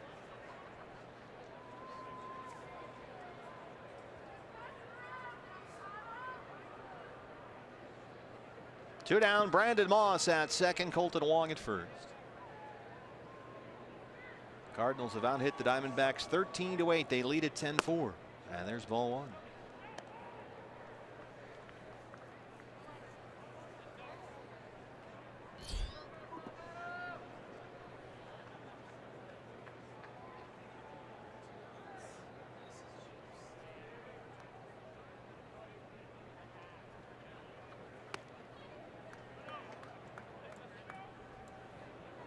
Well, this looked like it was going to be a quick inning for Randall Delgado. Got 2 quick outs, nobody on base, and then a hit by Moss, a hit by Wong, a little infield variety hit, and now falling behind Piscotty 2-0. Yeah, Randall could use a quick inning. He has worked an awful lot already this year. 14 innings in relief. That ties him for the league lead among relief pitchers. Swing and a miss, 2-1.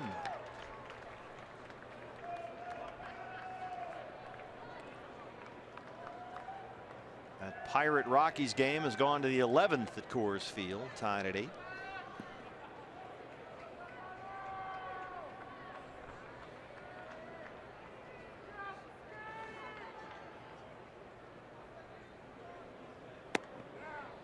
Two and two.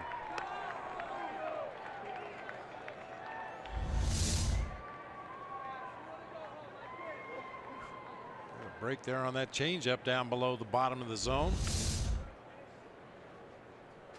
Dodgers have only 2 hits tonight. They're in the 8th inning in LA. They trail the Marlins 2-0.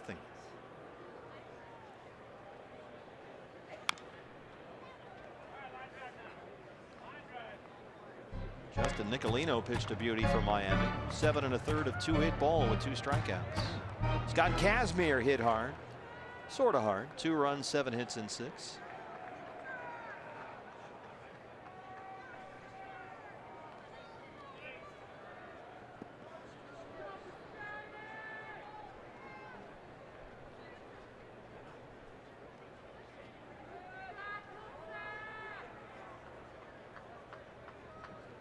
Two and two. Mentioned Jeremy Hellickson. Jeremy outstanding for the Phillies at Nats Park in Washington. 7 scoreless innings of 2-hit ball. He got 8 strikeouts. And Jeremy now 2-1 for Philadelphia. Beat Gio Gonzalez.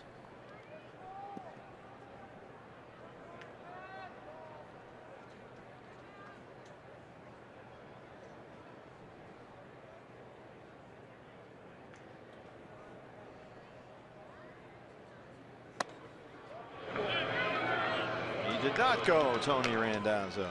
Full count, 3-2 on Piscotty.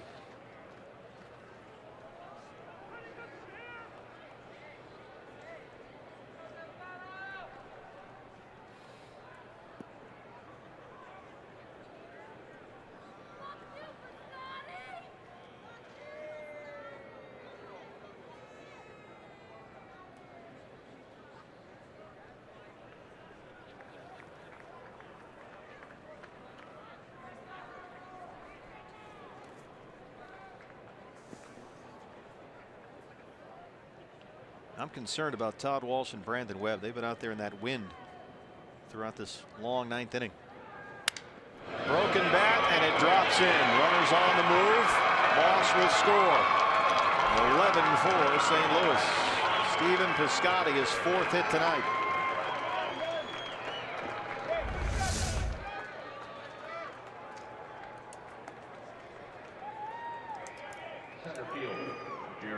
You'd almost rather have him hit it hard out there to left field to give Tomas an opportunity to throw that runner out at home plate, but it was hit so softly he had no chance to throw out Brandon Moss. 3 straight 2-out singles for the Cardinals against Randall Delgado brings out Mike Butcher.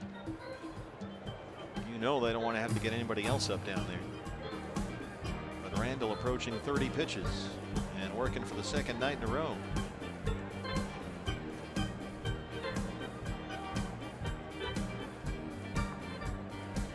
Don't forget, fans, series finale tomorrow on Fox Sports Arizona. Ruby De La Rosa and Waka Waka. Diamondback Live pregame show comes your way at 6 o'clock. Chris Herman sprinting down to the bullpen. It might be time. And we saw this last night in Seattle, where the Astros catcher Eric Kratz closed the game for Houston. He threw an inning. And Chris Herman,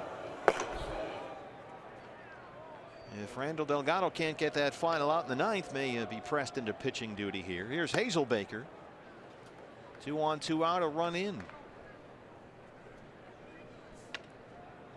D-backs led this game after 4 innings, 3-1. They now trail at 11-4.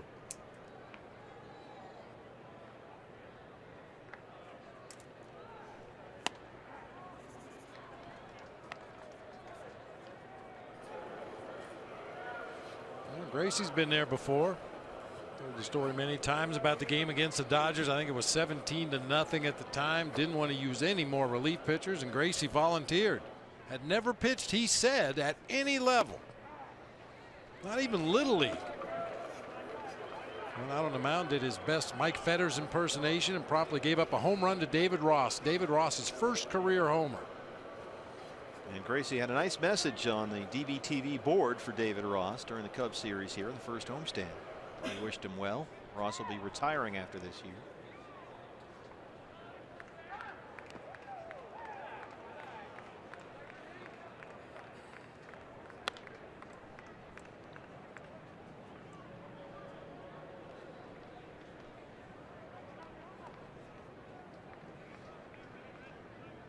What a difference between Mark Grace pitching in an emergency situation and Steve Finley pitching in an emergency situation.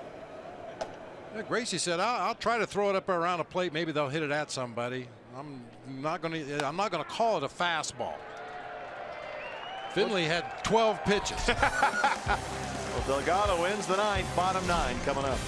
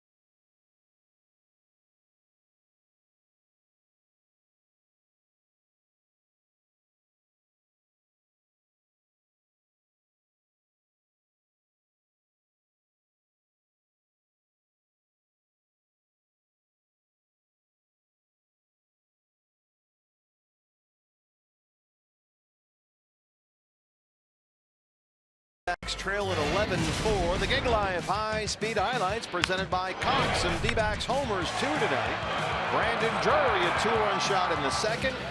That's his second of the year. And then Goldie leads off the fourth inning with his sixth. Those are the Gig Live high-speed highlights presented by Cox. But the pitching staff has backslid here in this series. Cardinals scored 7 runs Monday, scored 8 runs last night. They've scored 11 here tonight, and for the second time of the series we see the right-hander Matt Bowman, his 8th appearance of the year. Wellington Castillo leads off the Arizona 9th. Eric Fryer back there. They give Yadier Molina a whole half inning off.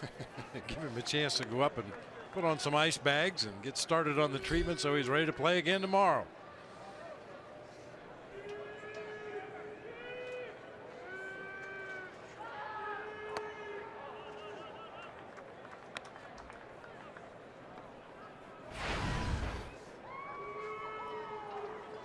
Well, he singled back in the second, scored on the Brandon Drury homer. Base hit by a diving Tejada.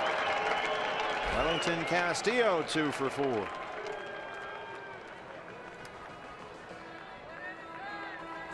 Right fielder, Brandon Drury. And speaking of Brandon Drury, here he is.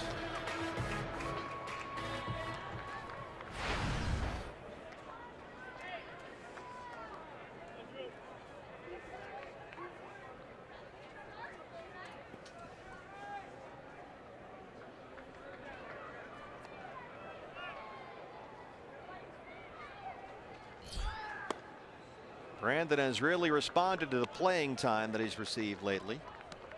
Last 9 games, including tonight, 6 of them starts. He's got 7 extra base hits and 6 RBIs.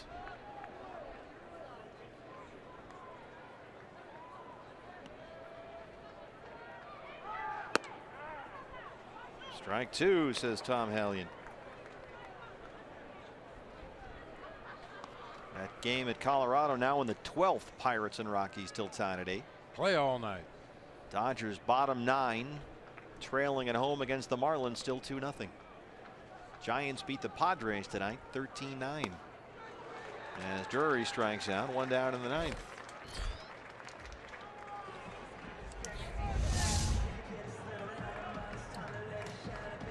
Bowman has a pretty good tight sinking fastball that he uses inside on the right-handed hitters. Just carved up Drury that time. Well, here's Nick Ahmed now. Nick is 0 for 3. And he's really fighting it at the plate right now.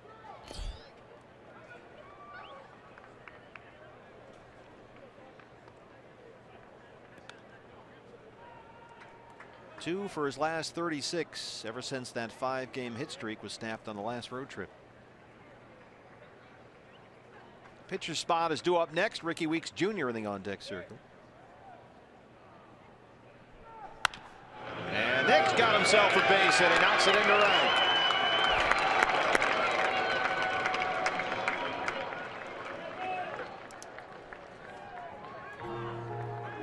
Takes advantage of a high sinker this time, kind of tomahawks it through that right side of the infield. Hopefully that'll get Nick turned around the other direction.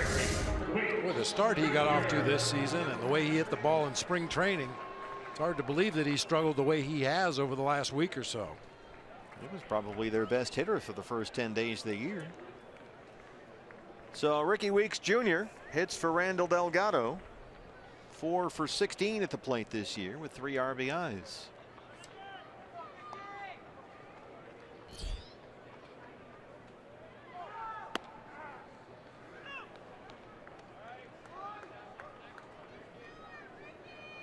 Ricky's done a good job in this role. 4 hits in 13 at bats as a pinch hitter, including 3 doubles.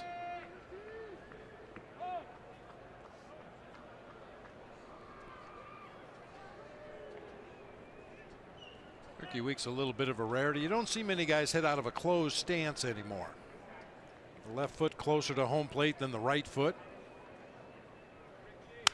Fly ball to Moss. 2 down.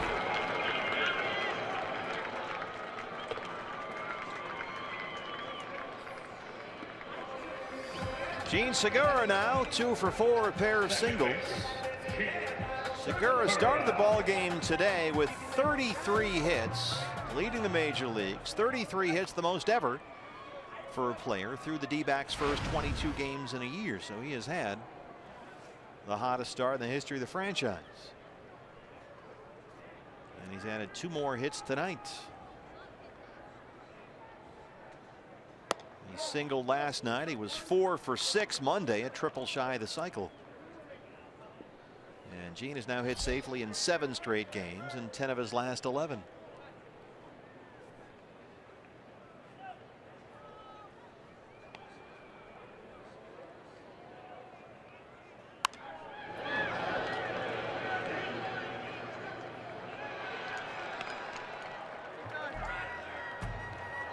Miss Arizona.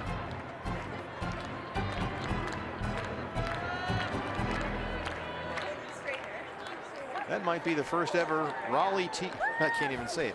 Rally tiara. That's Brad the Big Dog Weimer chiming in with that one.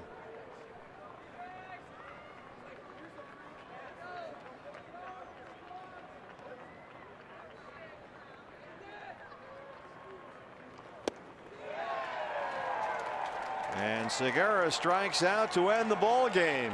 Cardinals take game 3 here, 11-4. So the Diamondbacks, with Ruby De La Rosa going tomorrow in the series finale, will have to figure out a way to get some starting pitching in this series, Bob, and try and salvage a 4-game split. Yeah, that's really what the doctor ordered. The Diamondbacks have had to get into that bullpen early and often. Way too much in the early going this season.